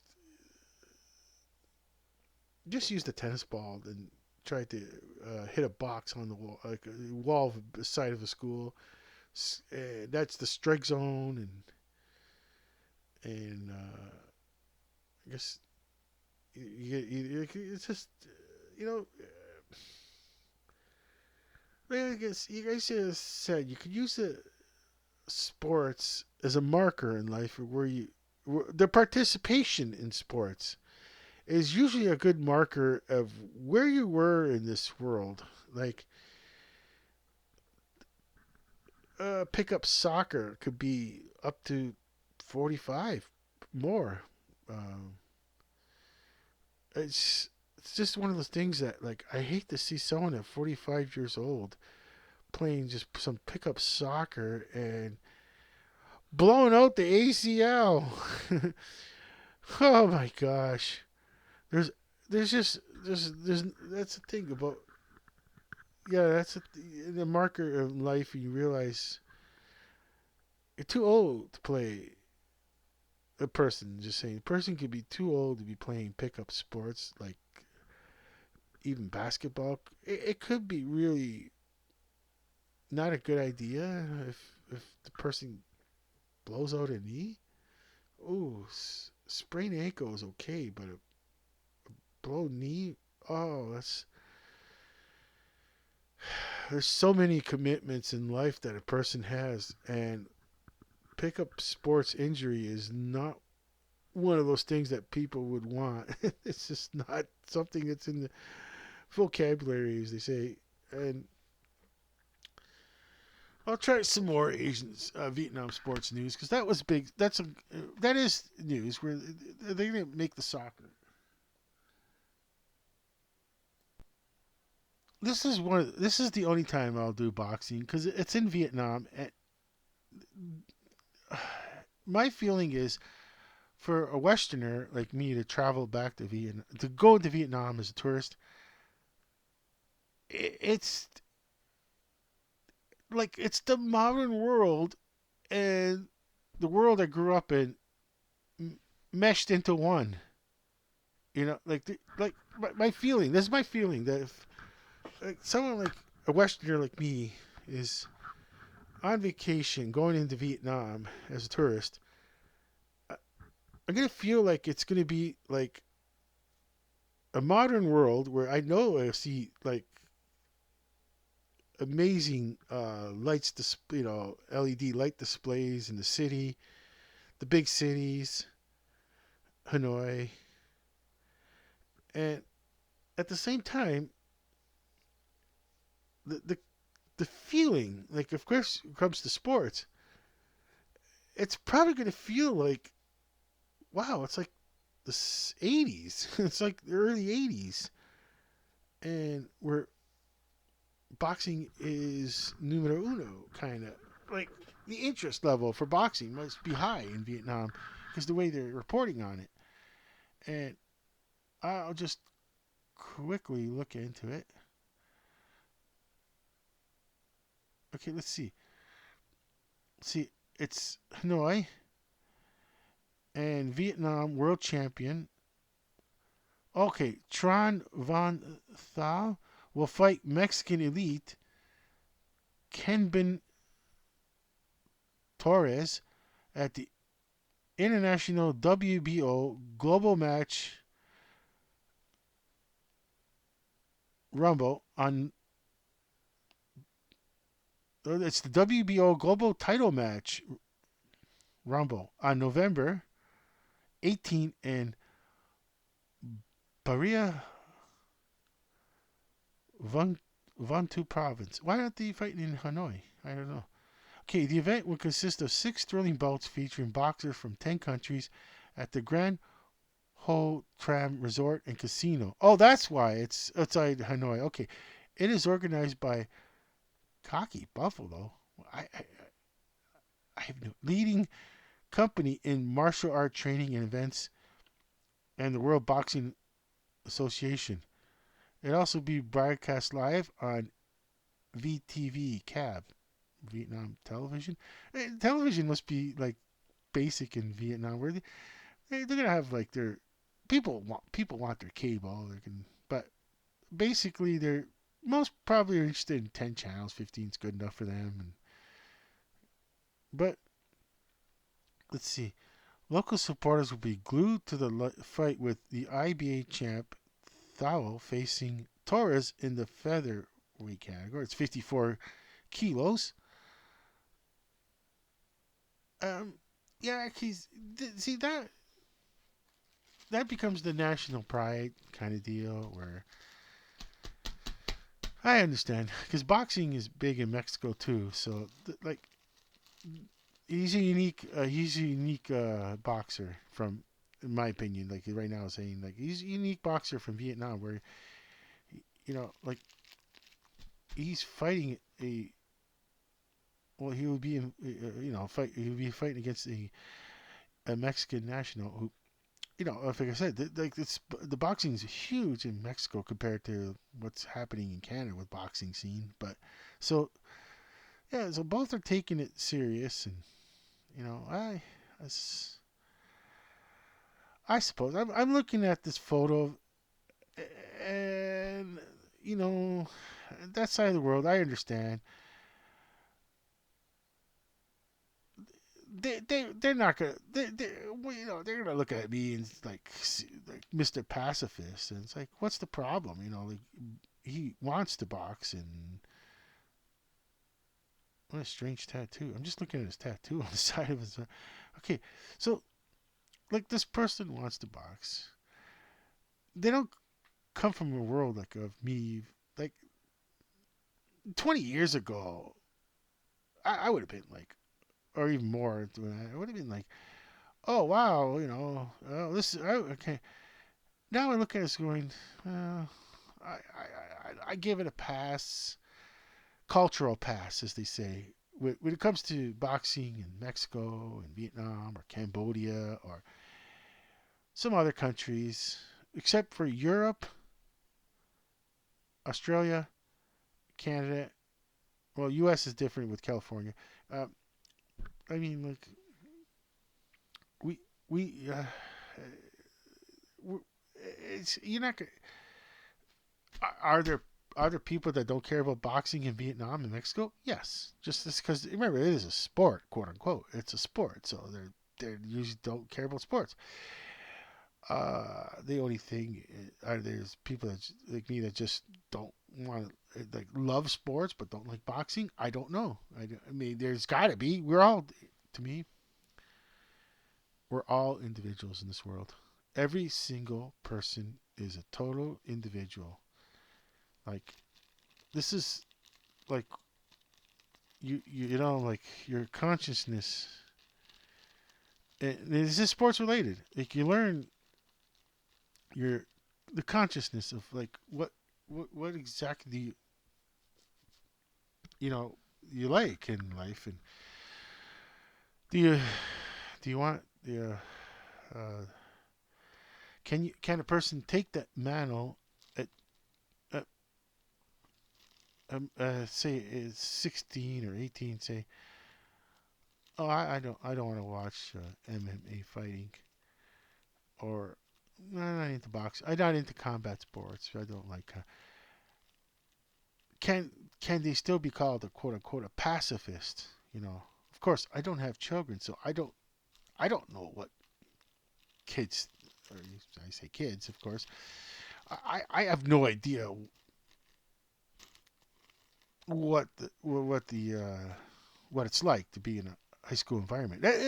North America, when it comes to Canada, USA, being in high school is very tough. A public school or even private, probably some in some instances. Um, that's when like people that are not interested in boxing and that they end up probably going in their cliques. There's a different clique of people, but it's mostly of bravado to to be like, oh, I know I don't want to be labeled as a pacifist, you know, and that's when the culture comes in of group pressure, you know. I couldn't think like that back in the day, the way I think now. Like, oh, I don't want to watch or report on. Now I'm saying report because I got this channel on boxing or um, mixed martial arts fighting, which is usually at UFC, because I'm not a quote unquote a pacifist. I, I, I just, to me, in the sport, for me, sport nowadays, I think of it like sports should not be intentionally to knock another person, trying to knock another person out unconscious. Like, so, like we're like that's why like I'm talking like professionals with the 3 minute rounds and 12 rounds. They can't go to 15 because they learned their lesson. 15 rounds is just too many. Like professional boxers can fight and fight and not realize that they've been concussed in the last few rounds. They've just been going on instinct, and it's all the sports medicine finding out later that some boxers can go on and on and on, even though medically speaking they shouldn't be fighting in that 14th and 15th round because they're just going on instinct. That's it. Will their trainer, you know, they they just look at it and go, well, he's still trying to fight. Oh, you know, he still has, or he or she, you know, still. So when it comes to like boxing Olympics, they're trying to make it into like a legitimate sport. As that, I'm not gonna say legitimate. Okay, don't say the word legitimate. That's a bad word. I shouldn't have said it like that. That's not a nice word to say, and makes it sound like I'm superior to it all. And that's the thing I don't want to be. Labeled as someone that's superior to everyone. And just, you know, like I said, um, like, am I going to go watch this fight in Vietnam if I just happen to be there as a tourist? No, not because I don't. I, if I was a boxing fan, I guess you would. Oh, for sure. Well, if I was still a boxing fan, because I was one at one time. So, like 25 years ago, okay, if I have the same consciousness as I did 25 years ago, and it's 2023, and I'm in Vietnam as a tourist, and the fight's up in a few days at this casino. I'm there. I'm there. I'm just going there as a spectator, and it should be a safe environment at a casino. It's not like I'm gonna have to walk out of a some kind of sports venue that's like eek, and then like at 10 o'clock at night, and I'm walking out, and there's like eek, I don't know where I am. I better find a cab real quick. So the casino, you can get in, mingle about, and mingle out, and just go there as a fan spectator. I understand it's the key, so that's not going to be a problem. Worrying about the personal safety. Uh,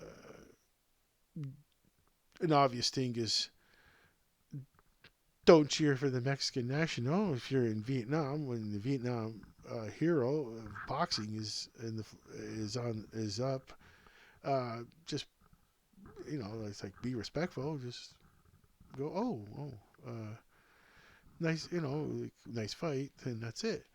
But um, yeah, I don't think I would go watch this fight. But I'm not gonna poo it what's so bloody ever, as they say in England, because I don't want to be this person that's I'm higher up than you in say intellect because I don't like boxing and I don't like and look how my voice changes too when I say that.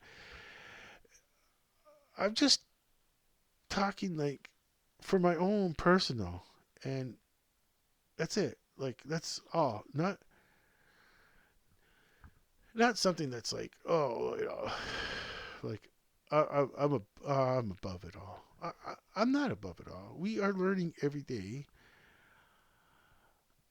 and we still have a lot to learn. And one is not in my opinion, is of all this lifetime is if you're afraid to learn new things, afraid to, then you technically have stopped learning. Like I I go right in there. World Sports News. I don't know what I'm doing. I don't know the score. I just do it anyways. Do I get views? I don't care. I just don't care if I get views or not because I'm not a person that's looking to be monetized and making a living out of this and just it's just all for fun. And well, looking at some other news right there because I'm getting long-winded, and as I said, I just wanted to say about the cultural pass because you get a different culture. Like generally speaking, like I said, not every person in Vietnam is like, oh, boxing, yes. Who knows? Like there could be ones that don't care, just don't care, you know. But like I'll just show you what I mean. Like to say to these three, one of these three people, it would be as if forget that's Vietnam.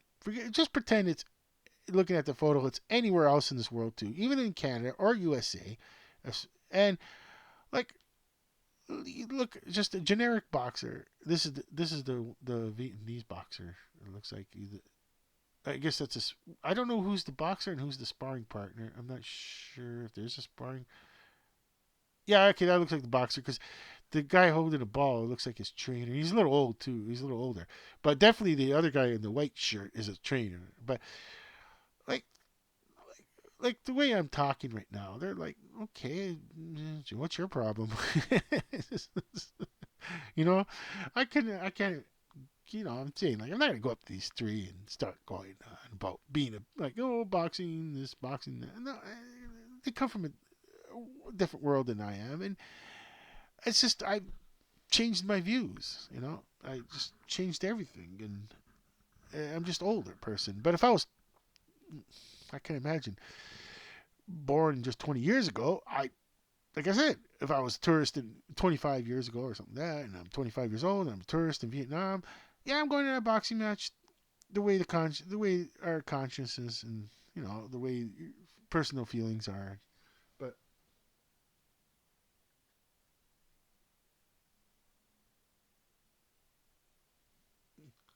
like I'm just saying, like look at those two, like, just please, like, what's the problem, dude? Like, you don't like it, just don't worry about it. And that's what I am sorry to say. It's like I don't worry about not liking it. I don't worry about it. I just say for others to say, like, even like if you want to call me a pacifist, I'm like, fine, okay. Oh, like I'm gonna go up. I gotta go up against this boxer here. This, even though I outweigh him by a lot, he's gonna. Uh, I'm gonna be out for maybe not even one punch. I'm a half punch. I'm not even gonna. I'll be in the ring and I'll just. Oh, my knee! I can't box on my knee. I won't even dare put a glove up because this person, this is a professional boxer, and oof, oh my gosh, oh my gosh, the amount. Well, that's why we have boxing commissions to prevent nonsense like that. There's boxing commissions for a reason, is to prevent nonsense of some person just going in the ring and trying, because there'll be a lot of that. But ooh, this is an important one. Okay, so it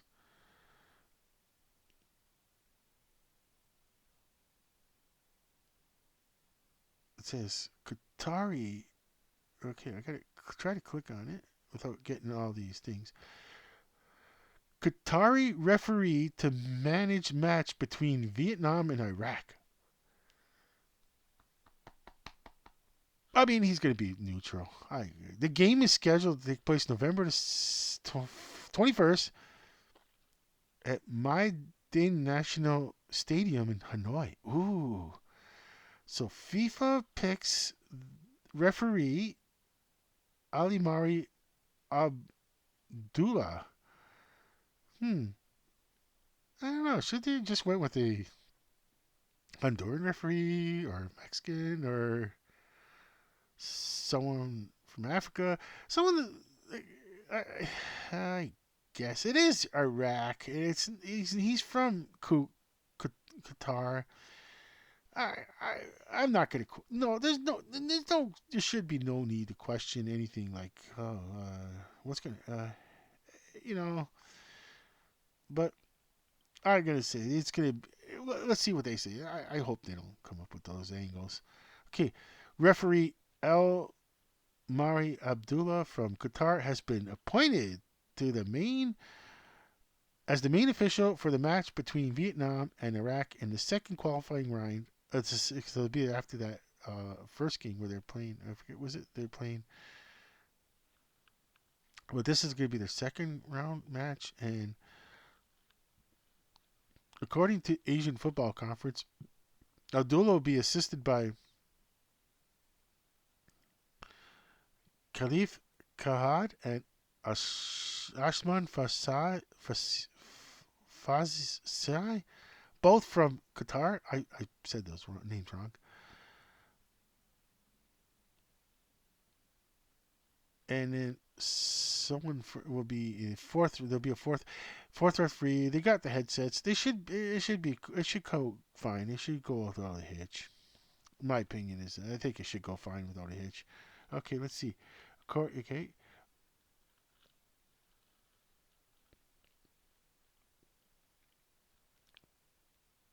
okay. So now I'm looking at. Let's see. Over the past 5 years, Abdullah has officiated a total of 38 official matches, including 3 international friendly. That's it. Only 3 friendly games he's done before. Uh, Again, Iceland against Estonia, Sweden against Finland, and Oman against Ecuador. Abdullah also worked as a VAR referee in the match between Holland's women's team and the Portugal at the 2023 Women's World Cup final.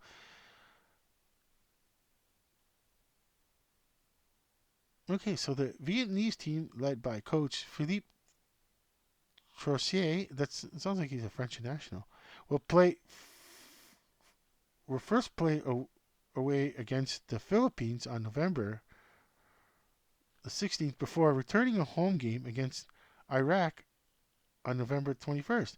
Vietnam will then play an away game against Indonesia on March 21st.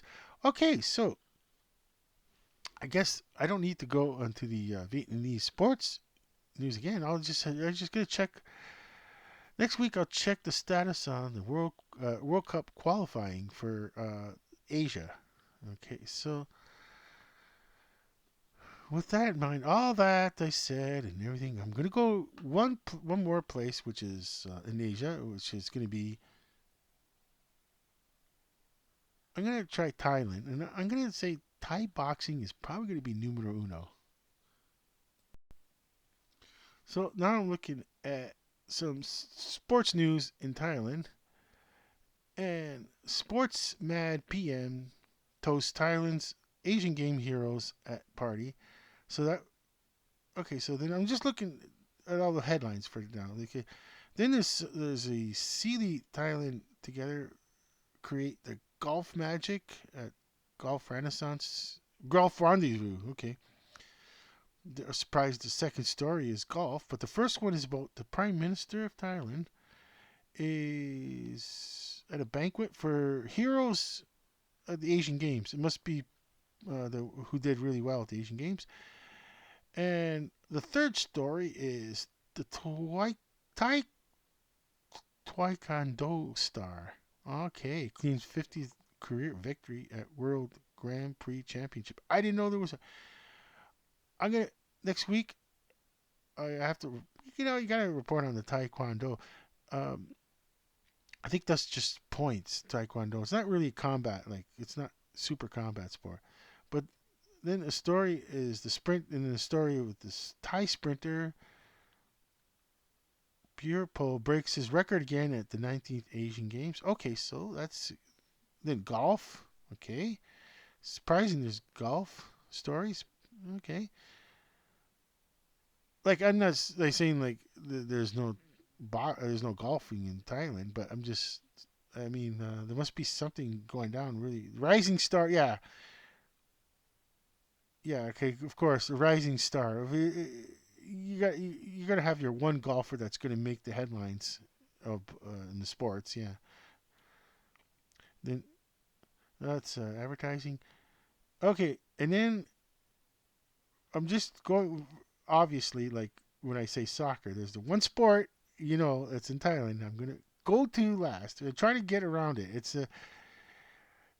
the next one, but I'm not gonna say what it is yet. Okay, so the rules. I'll read some other sporting news just to get. Oh, okay. Yes, there we go. We got some athletes land in Cambodia for the Asian Para Games. Okay, okay, nice. Their mascots were rabbits at the time. I don't know. There's two rabbits. I'm not sure what it is. NCC to work with Pattaya City on completing construction of sports stadiums stalled for 15 years. Wow, that's different. Okay. Then they show a picture of a stadium half built. Wow. Okay, then Thailand launches new comprehensive sports app. I'm not sure what. I'm not gonna click on it. It's the. There we go. I'm used to this. This you cannot avoid. Soccer. Misfiring war elephants beaten 2-0 by United. I guess UAE, United Arab Emirates on poking puzzles over attack. Okay, so they lost 2-0 to the UAE, but I don't. It's not a World Cup qualifying thing. Okay, so but then here it is, folks. Like this is like soccer. I'm gonna guess when it comes to this sport. When it comes to this sport, and the next story will explain it too. Where it says the Royal Thai Army takes a ringside seat to promote Muay Thai. That's the Thai boxing internationally. I'm guessing. Yeah, that's right.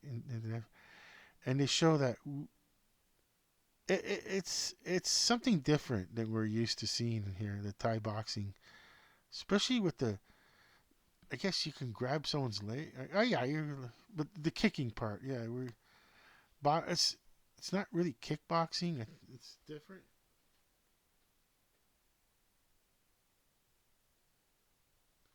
Yeah, and then here's the thing: is that the next story explains what I'm gonna meet. See, it's a sports firm, GSV Partners, grabbed to promote Muay Thai among foreigners.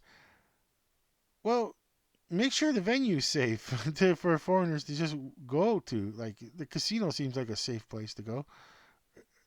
I mean, like, because there's more than the casino. But to go to a specific venue when they're just showing the the boxing ring here, and yeah, there's a sports firm GVS Partners grab to promote Muay Thai among foreign tourists. That's what I was saying. They would want me to go, hey, check it out, man. Like, go see this Thai boxing because you're not going to see it again unless you come back.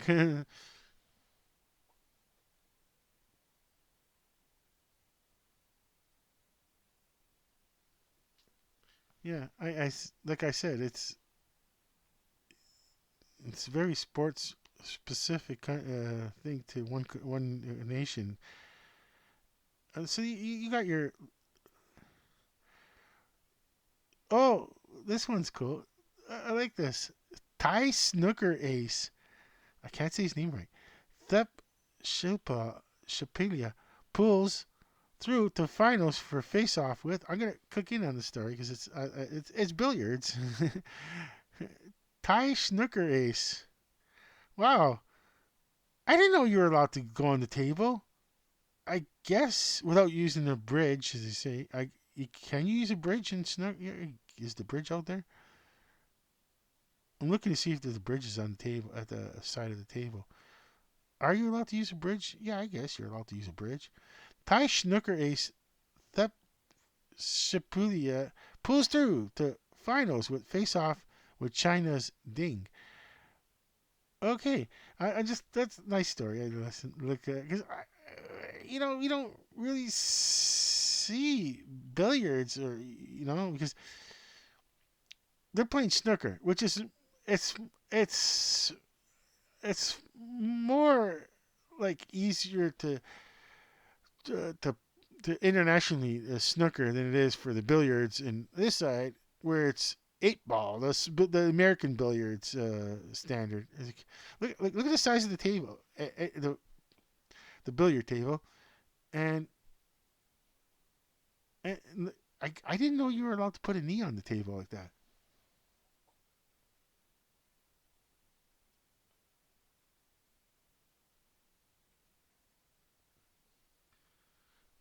I was totally like yes.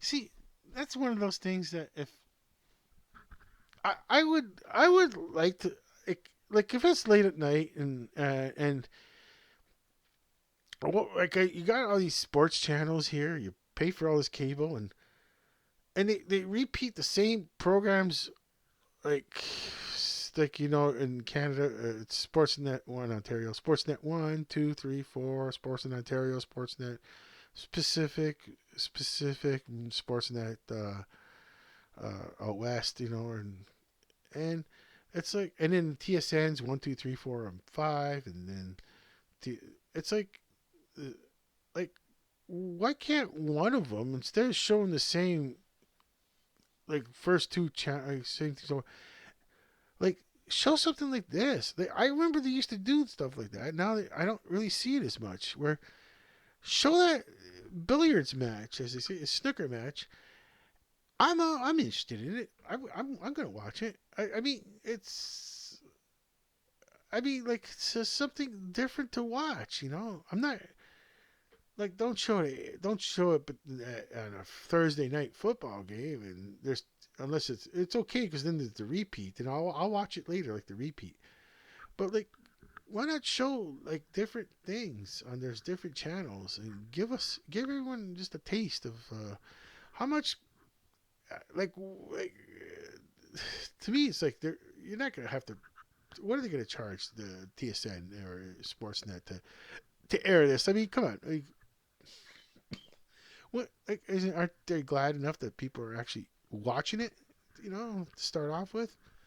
So yeah, it's it was enjoyable to finally like looking at a sport that rarely seen. I'll call it a sport. I don't care. I I'm not gonna get into like is it just a parlor game or no? I'll call it a sport. I mean, I like it because I like it, and look at that determination, the skill needed. Like here's another angle of another shot, and like there's a lot of skill. There is art to this. Like, there's a thousand different uh, things that are going through this guy's mind when he's taking that shot. I mean, you got that's why I said I'm just glad to report on something finally something completely different, as they used to say, a Monty Python's Flying Circus.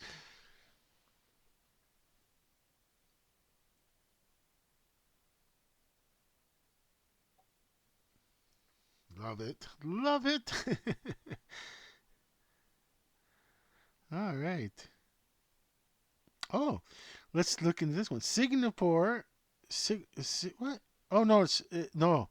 Sorry, it's not Singapore. It was such letters were so small I couldn't read it properly. So it's Siri Pam Siri Pampur crowned World Women's Snooker Champion. So I'll click on that.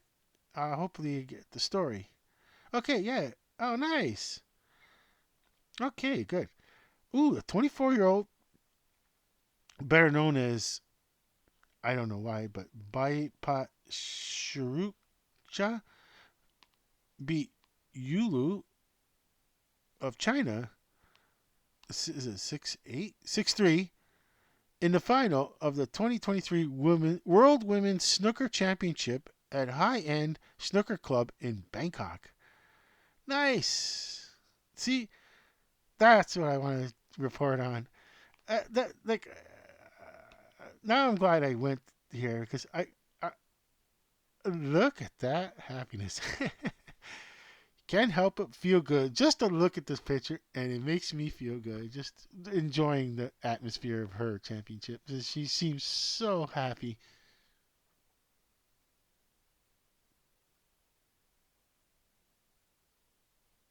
Yeah, I'm so glad. She was crowned Women's World Snooker Champion, and I didn't realize that was the flag of Thailand. Kind of looks like the Netherlands. Okay, the 24. Yeah, she took the crown from world number one. Ooh, this is gonna be hard. Nusrat Wang Wanghar Yutai. Oh my gosh, it's hard to say that. Who won the title in 2021? I guess 2 years later. Saturday's final turned into a marathon shootout that lasted almost 8 hours. Wow. Wow. Wow. Wow. 8 hours long. I'm just looking at the story now. It's like, okay, and then here's this probably another shot of just sizing up this situation here. I don't know who this. They don't really. I'm not really sure who this is. Is this the champ? No, this doesn't look like that person that was previous, but they're showing someone that's sizing up. This is probably during the tournament. This is sizing up the shot, I guess.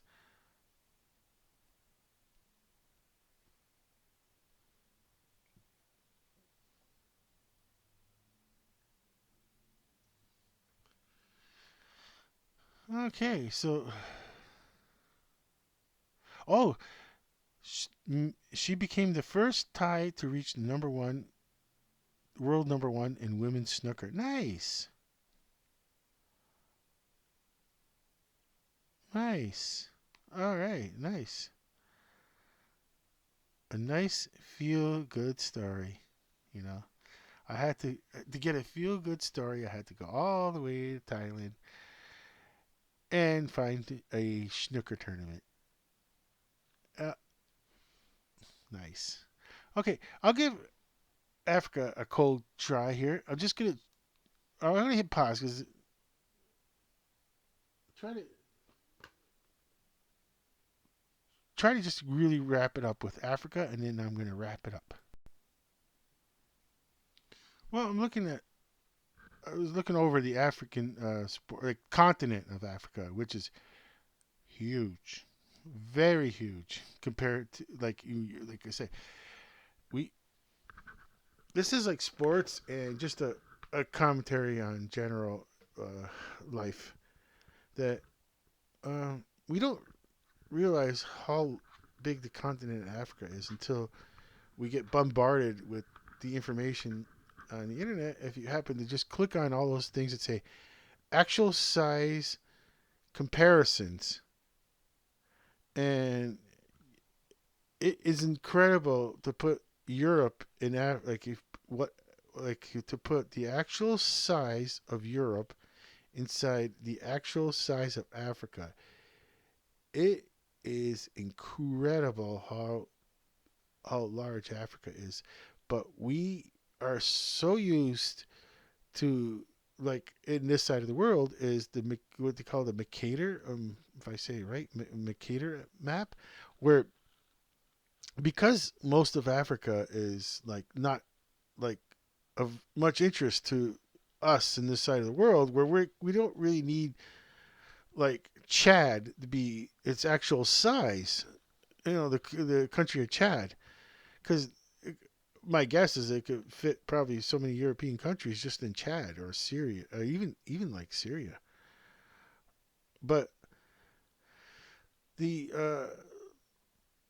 the maps would like literally just make Europe look so much bigger because of the importance politically of Europe, of all the Viennas and the Paris and London. You go start from okay, you can start from London, Paris, Vienna, and you if the if it were like back in the day, if you went on at school, you just grab when you look at the globe, you you could have did it. We could have did it back then either without thinking about it.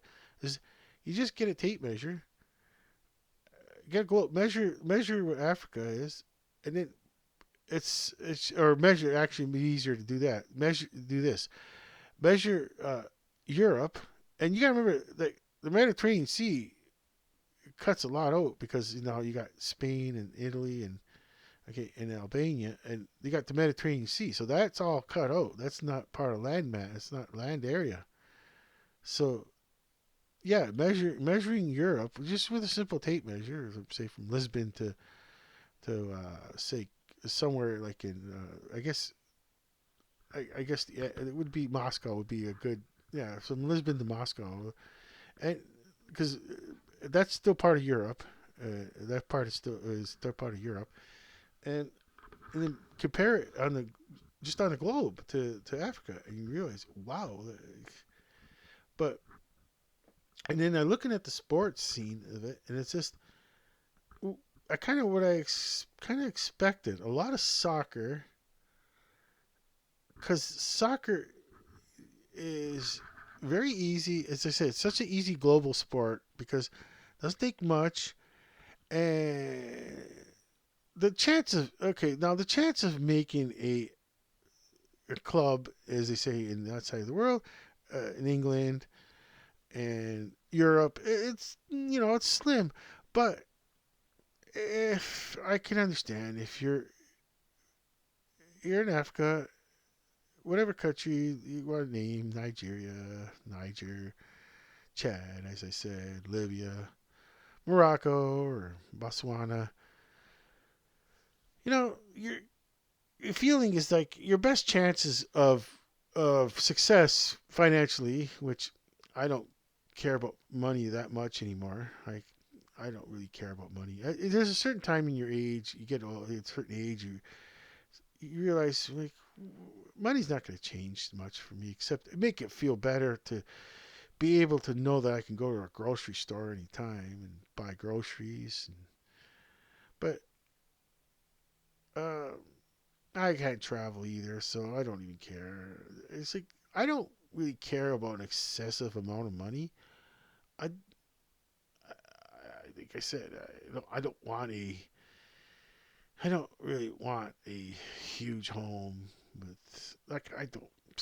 I'd be happy to live in a trailer home. Be honest with you, even if I won what we call the Lotto 649 Lotto Maxes, even if it was the basic like 10 million starts at 10 million. If the lowest, if someone won the prize, the big prize, or then next week it might start as low as 10 million, or the next draw would start at 10 million.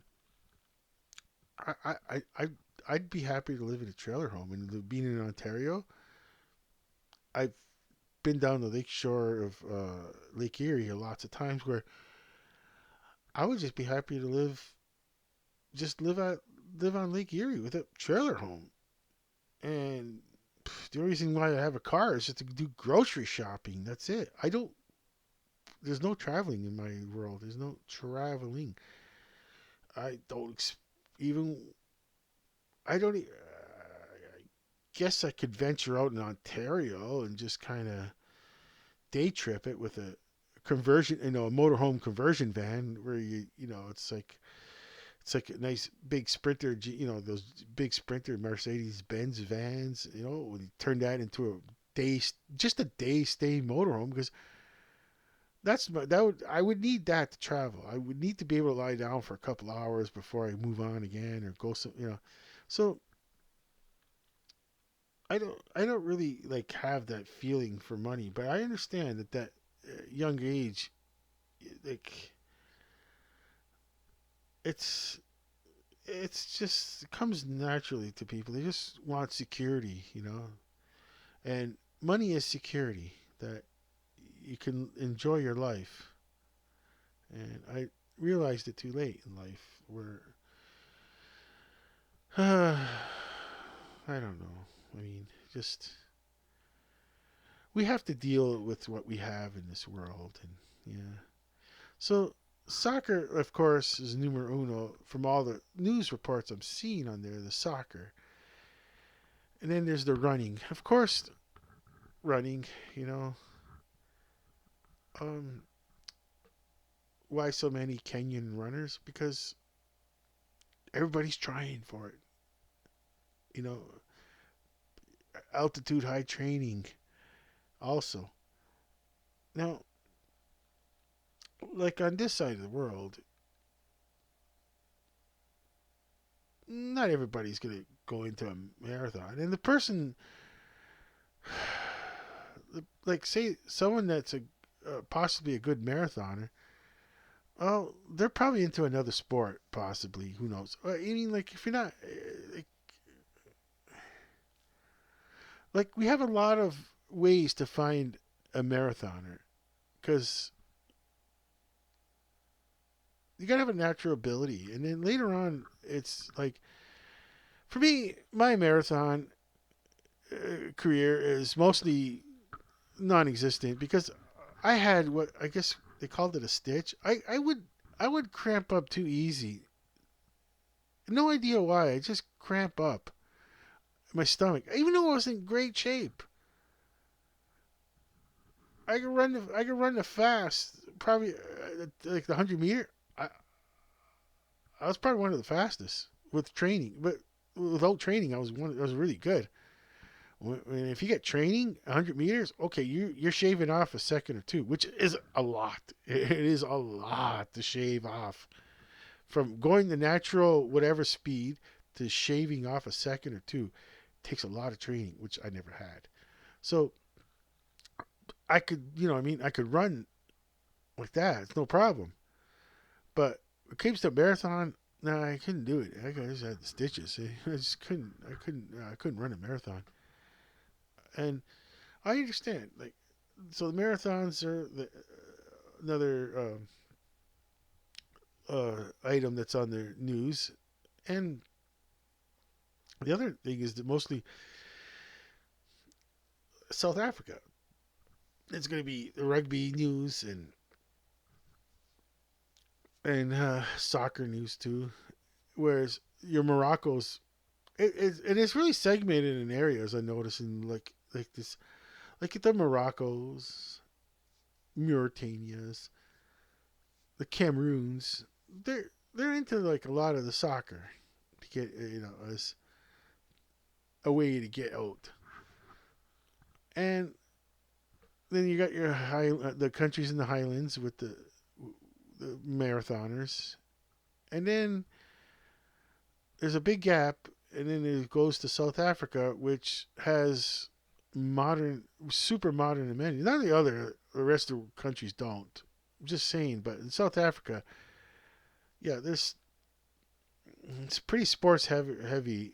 They're pretty sports heavy generated, and yeah, soccer's rugby, of course. Did I say rugby earlier? Because rugby is really big. Rugby, soccer, and some other. Oh, cricket.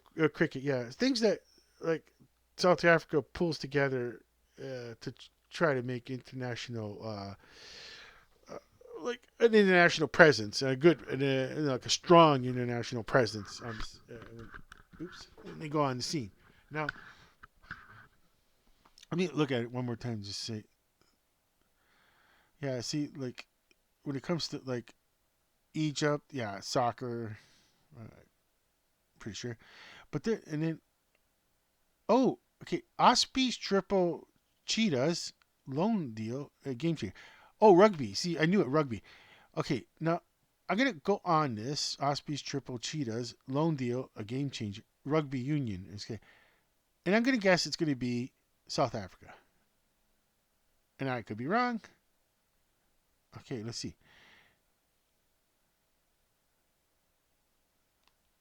I'm looking to see what region. The Welsh region on short-term moves. Blah blah blah blah. The agreement will see the Osprey players head in the opposite direction to the Bloemfontein base team. No, I don't even know. It's okay. Then that doesn't give it away. Congo born because he just moved on. We're going to say he moved South Africa. There it is. Okay, South Africa. Yeah, I see. The Cheetahs chief executive. It's nice to be able to call yourself the Cheetahs. And here's Wing Daniel Kasande is among three Cheetah players heading to Ospreys. Well, whoa, you're gonna tackle that? Look at that. Now, see, I'm looking at that. It says three cheetahs and that, and look at the athleticism. Like, wow, you ain't gonna stop that cheetah. Oh, you're not gonna stop that cheetah. I'm just joking. Like, he's not a cheetah anymore. He's now a osprey, which he'll fly over you. Now, and number 15 is like, look at it. Number 15 is like, good luck.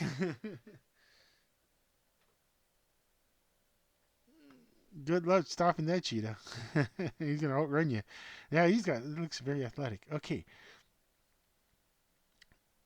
that's that winger Daniel Kinsande. That must be the one that player that must be from the right earlier, where Congo. Oh, Congo base. Yeah, Congo born.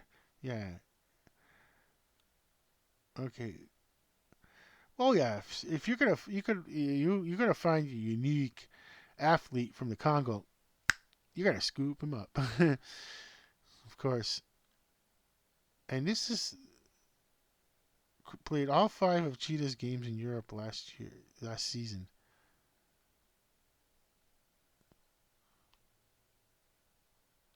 Oh, this is like a scene from the. We're showing a scene, a screenshot of the game. Okay, yeah. So, yeah, it's gonna be, yeah, for African Sports Report, it's mostly gonna be soccer, which don't really want to talk about. I don't avoid soccer, rugby, and marathon. Okay, it's been a long-winded world sports And I don't even know how much time I've been on. I didn't even look at the clock here. Let's see. It could be up to 2 hours. Oh, 2 hours, 25 minutes. Wow. Okay. Well, Ernie.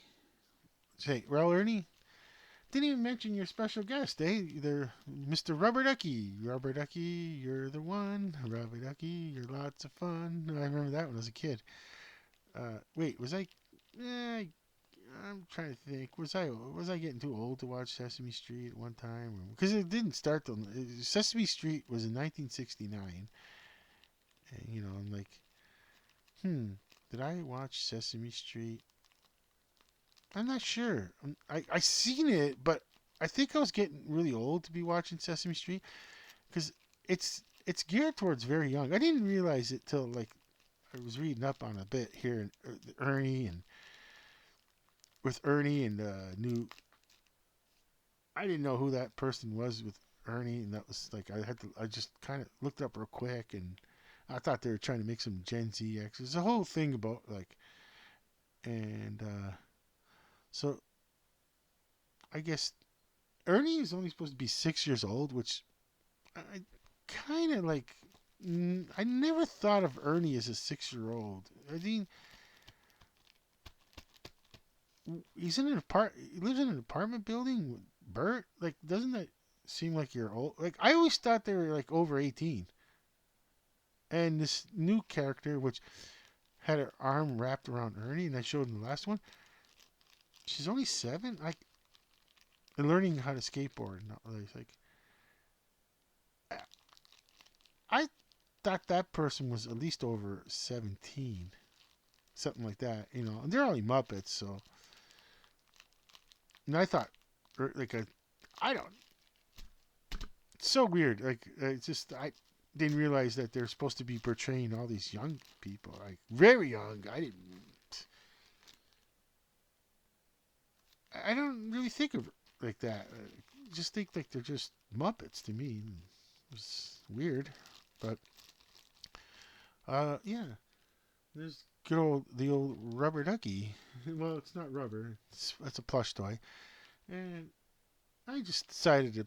I realized I had that plush toy duck, and I was like, hey, yeah. Didn't one time I used to remember that song, Rubber Ducky, and well, that was back in the day, of course, because now Ernie's got to change his tune for the ecological reason. Like it is like the amount of bath water wasted compared to showers is insane. Like that was a different world. Like that world was different. Okay, now when Ernie was taking rubber baths with Rubber Ducky, I mean, like it. I mean, like only in Europe and Africa and other South, maybe some other countries where they were really water conscious, even back then.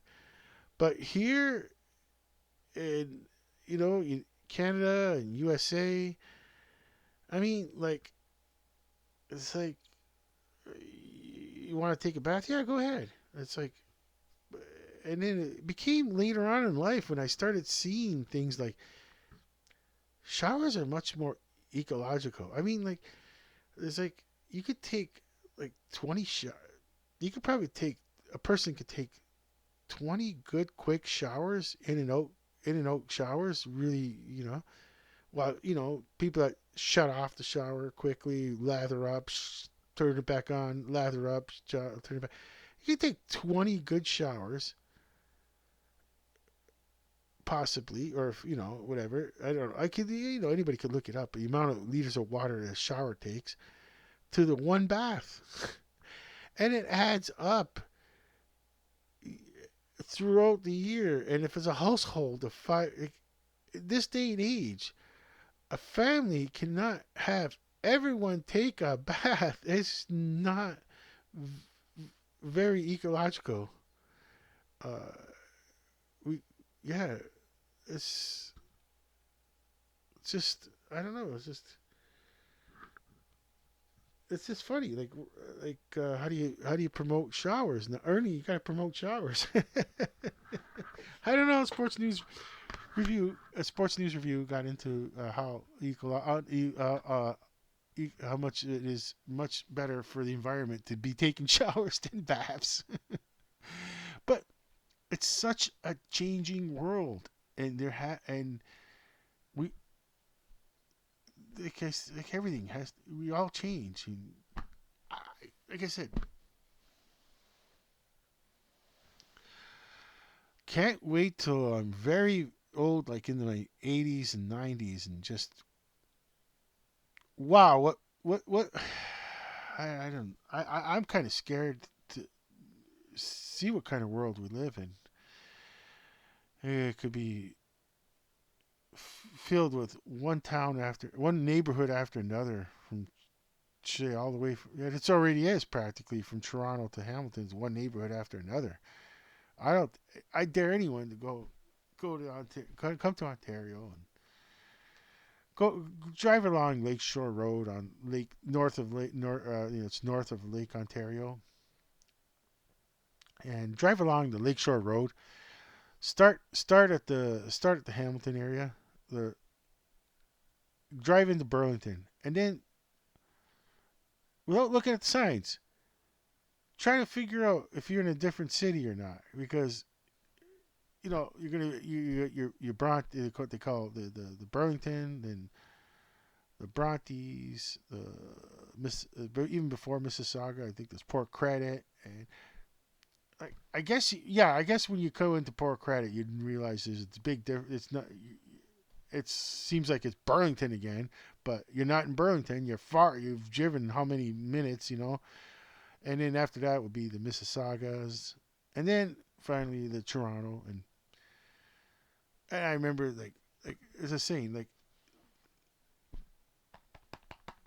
yeah, the world is changing everywhere.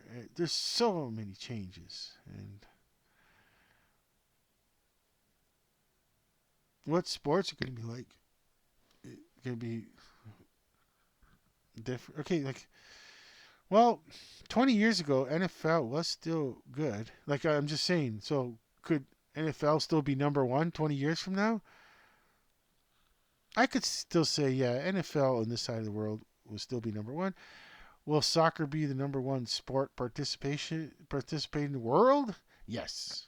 It's too easy, and the benefits are like what but they're unattainable when you think about it. But they're there. Like there's unattainable benefits of soccer, which worldwide, people could see, feel. But yeah, yeah, it's gonna be yeah, it's gonna be Chester. What's the Olympics are gonna be like? Will they? When will they finally? It's like if I okay, so I reached the age of 110. I like that word, 110. By close to being 100 years old, will nationalism be taken out of world sports? Remember that's a possibility. Like that's a huge possibility that they will take the nationalism out of world events like soccer and World Cups and that. Who knows? There might not. There could be a groundswell support, like people like me. It's like I don't know if we really need nationalist pride anymore. It's just sports, and like there is like you don't like especially when it comes like the FIFA and the Olympics run on some old models, and they like their old ways of just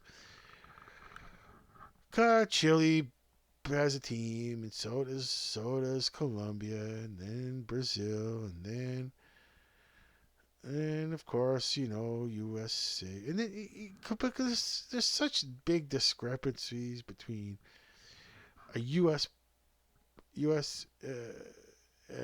and Brazil, where you got a huge population to choose from, And soccer as a participation sport is only going to grow bigger in the states. It's so much easy. It's going to be so much easier in the future to play soccer, and just generally speaking, and you'll find like my thing is that like I think tournaments like in 15 years or a couple of more Olympics from now, like team sports. Do yeah, you really need team sports? Um, I don't know. Like team sports in the Olympics, I don't know if you really need it. Like, and then in the individual sports, can't they just be tournaments?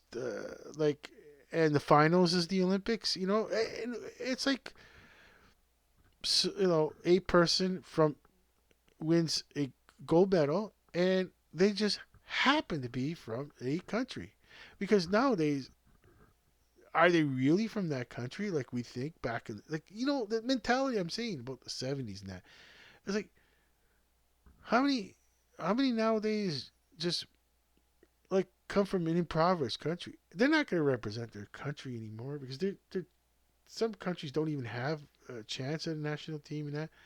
So their best players are just going else around the world, and that's what I mean. Like the, there is a way to get everyone involved without without having nations. Like look how it's like a bank, like I said in Afghanistan, where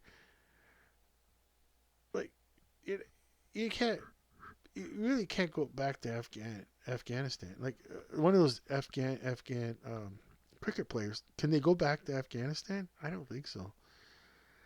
I don't know. This is this uh, the political how political it is to, and that's what I mean by like taking nations out. Is just individuals, let's participate in the sport, let's have fun, and let's, of course, the whole thing is they can say is national pride for the Olympics. Well, just like college players didn't want to pay them out. Oh, there might be a college game. I'm gonna go. It's 8:30 now. I didn't realize it. Okay, so like, hey, pay them out, and I could go. This is world. Count this the United States of America when it comes to paying athletes. Okay, whereas this is World Sports News, and this is my United States of America area. It was, hey, there's there's people that don't still say, oh, college players shouldn't be paid. I'm like, wait, what's it to that individual that says that? Like, why? What? Like, for me, it's like I was neutral all the time in my life. Should college athletes be paid? And I remember a long time ago when I was still into watching NCAA tournaments, brackets, and all that. And I can't remember what year. I didn't really watch the NCAA as much. Like back, maybe the first 5 years after high school, I probably was still watching the NCAA tournaments. But one of the last few ones I was actually watching, I'm talking from beginning to end. I'm talking from the beginning of the tournament to the end, not just watching the last few games or something like that, or snippets of games here and there. I actually used to watch every chance I can get because once again, different world of like we don't really get that much stuff. Different games. You only get what CBS will show you, and that's it. And so I'm saying is one person came out with a kind of like an essay on like athletes should be paid if the college wants to pay them, and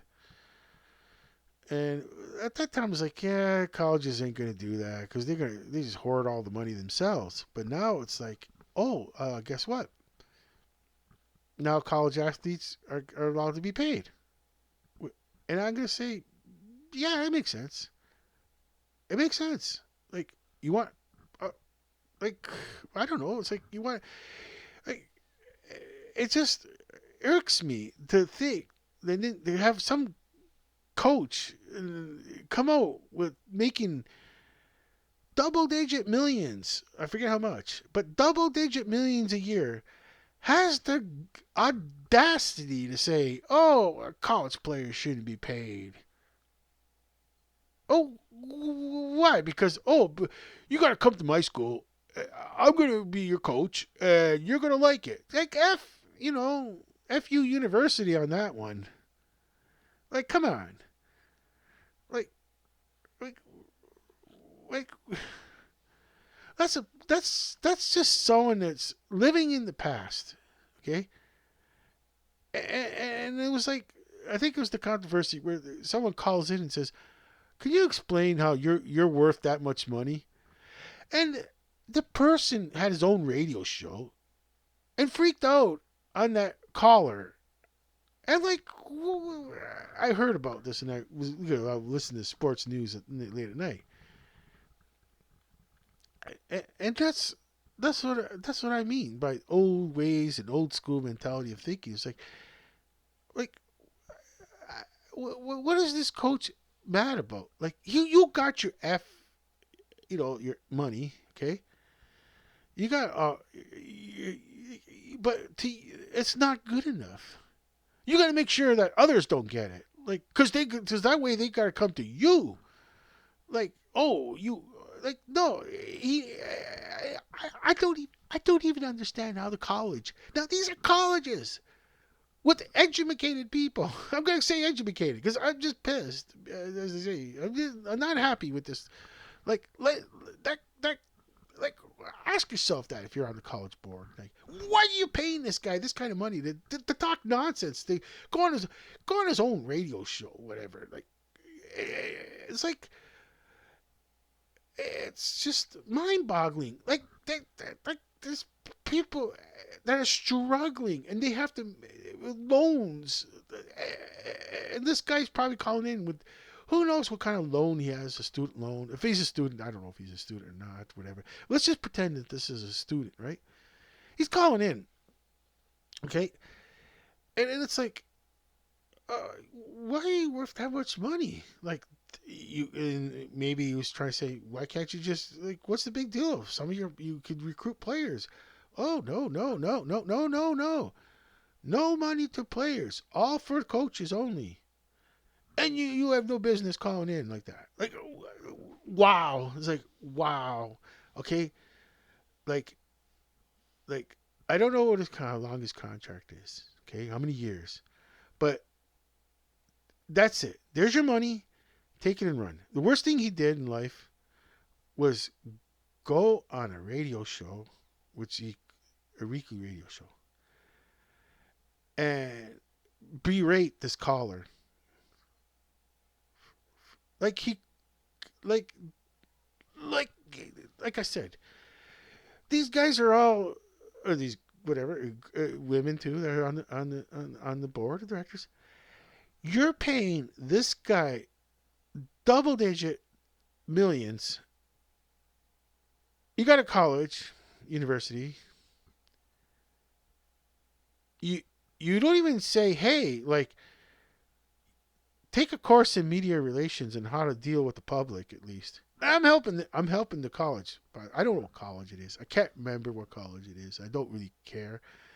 But like, why didn't you force him to take a course? You let him go on a radio show, his own radio show, weekly radio show, and like, it just brought heat to the college. Like, you just brought heat on yourself. Like, why are you paying this guy $40 million? He's in your face, kind of like, I get the money, mind your own business. Okay, but nice, but it didn't go. It's not going off well for me. It just makes people like me to spew out like this, and hopefully others will say, like, what are you mad about? Because you can't have it your the person can't have it their way anymore in life. Okay, like, it's not the 90s, even early 2000s, where, all right, where's the best high school players? Okay, go get them. Okay, come over here, son. I'm a good coach. You're gonna and then the guy says, well, what's in it for me? What's in it for you? I'll tell you what's in it for you. You're gonna be coached by me. That's old ways of thinking. You know, old ways of thinking. But that's just because that's the way the world is. You know, whatever. Yeah, it's fun spiel.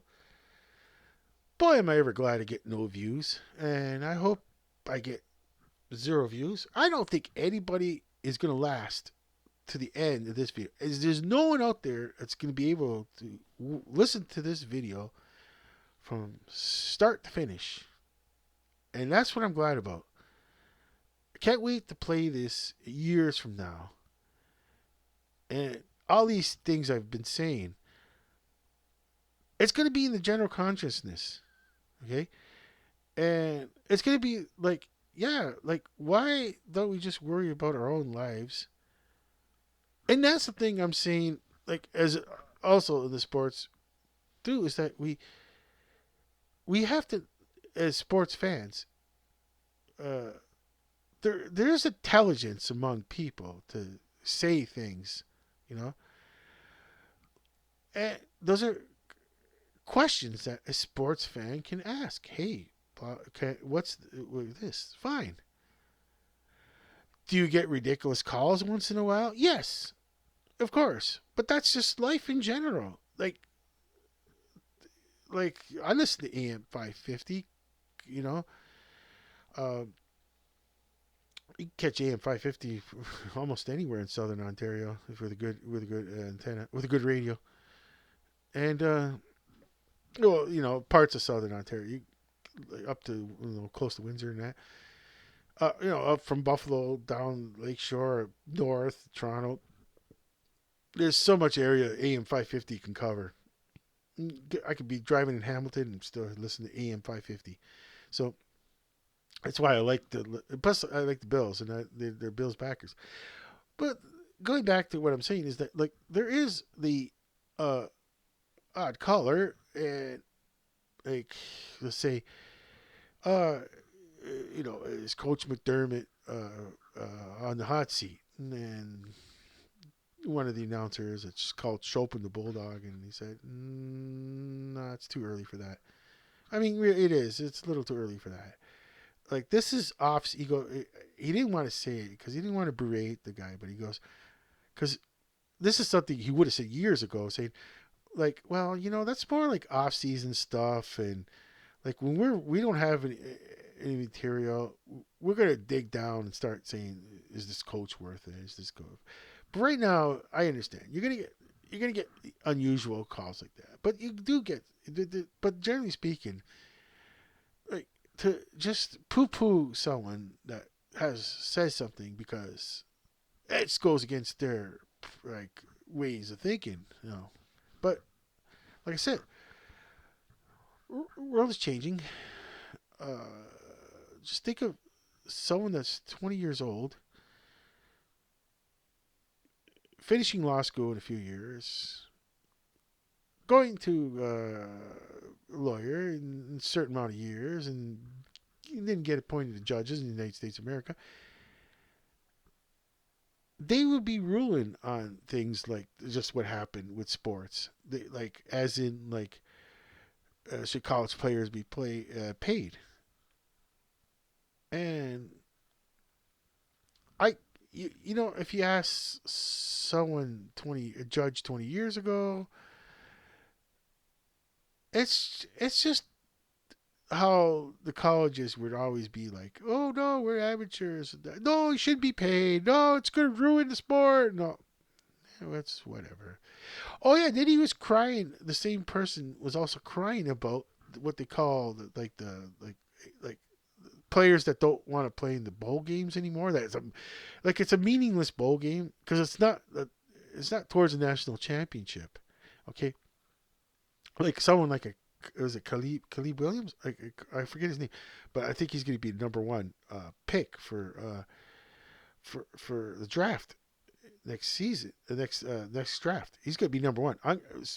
Sports News Review. We'll do another draft live stream, but I won't call it a draft. I have to call it something else. Like It's just like if I did a live stream of the Super Bowl. I'm not going to call it the Super Bowl. I'm going to call it the big game. They will block. Like I could see my live stream was blocked a couple of times, and the technology is even getting better. They will block anyone that live streams the game, even though they're not showing any video or any audio. They will have the programs in place where if the title says Super Bowl watch party, it's gonna get throttled where you gotta start over again. And I had to start that live stream 3 or 4 times, and then when it got to the rounds where the audience is waning, it's past the prime time. Then my live stream was fine. But yeah, my live streams kept cutting out, and the mistake I was making was putting.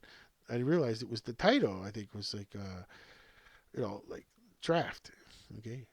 So, anyways, what I'm getting at is that if USC, I call them USC still, University of Southern California, but they just like to say SC now, Southern California. Now, if Caleb Williams doesn't want to play in a bowl game because it's totally meaningless to like the school, like as in they're not going to win a championship. It's just a bowl game they're going to win. That's the person like, and then they ain't playing in bowl games. And then I mean, me, like whining like that. It's like, I'm like, so what?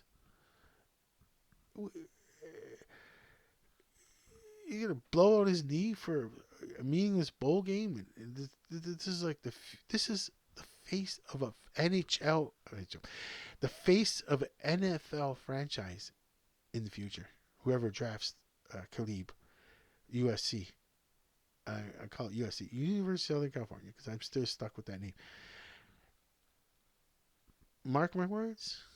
I said it now, and I'm going to say it then. Number one draft, unless something seriously bad happens to like an injury. That's it. The only thing stopping Caleb Williams is a bad injury, and that's when someone like him doesn't care about Caleb Williams. It's all about what Caleb Williams could do for him. Right? Am I correct? I should say. Right. It's like using the left and right kind of thing. It doesn't make any sense. I find it doesn't make any sense anymore. Correct? Is that correct?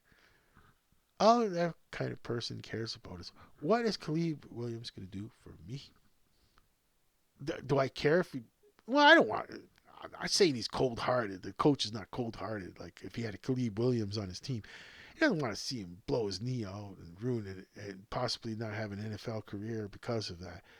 But he just looks at it as like, well, it's football. And it's a team sport, and he's such a brave guy for gutting it out, for coming on, and team guy. Well, what is that? How does that help? How does that help the sport even? Because he, if a Caleb Williams is doing good, that's brings the viewership up in the NFL too. Like he's going to be on a team that's the draft pick. It's going to be whatever team, and that helped bring eyeballs to the screen to watch Caleb Williams, and they're doing so good, especially in the home city. Bring interest, but you got coaches out there, school way of thinking. Oh no, I should play. Like I said, I'm not saying they're cold-hearted. I'm not saying like they're like, oh, who cares? He gets injured, part of life, whatever. I'm just saying, like, he's got to think for his future. Okay, I kind of like, I kind of wish that Caleb Williams just doesn't even freaking play another USC game. I mean, if they're out of if they're out of everything, if they if they keep losing, like I don't know. I want Caleb Williams in the NFL. I wanted him this year too, but the problem is they transfer rules because he switched schools and bogus excuses. Why don't they do that for coaches? Why Why can't they do that for coaches? If they switch schools, oh, but the new school he goes to can't go to the finals, can't go to no bowl games. You switch schools, you're at school, you switched. No, you can't. Your team. Oh no no oh no no no no no can't do that. Can't do that. No no. But when it comes to players, oh, you can do whatever you want. Oh, yeah. Well, he switched schools, so now he's got to stay an extra year in school. For what reason? I don't even know why the NFL would agree to that. Like you lost Caleb Williams to that draft last year. He is the future of your league. Like you need new players injected every year, and that's include. You can't quarterback. It's about quarterbacks. You need quarterbacks, quarterbacks, quarterbacks. Like you're gonna find your edge rushers. You're gonna find your offensive linemen. Okay, that's fine. But quarterbacks are very unique. That's the whole. That's what I mean. So with that in mind, uh, we watch some college. Probably the game starts already. It's almost 9 o'clock. See how long it takes to upload this now. And I just hope everything is well in this world, and there's no way in the world I'm thinking right now anybody's ever gone this far into my video to hear me say, unless they skip forward to hear me say, this has been Sports News Review with Sports World Sports News with Ernie and his friend the duck saying over and out. See you next Wednesday.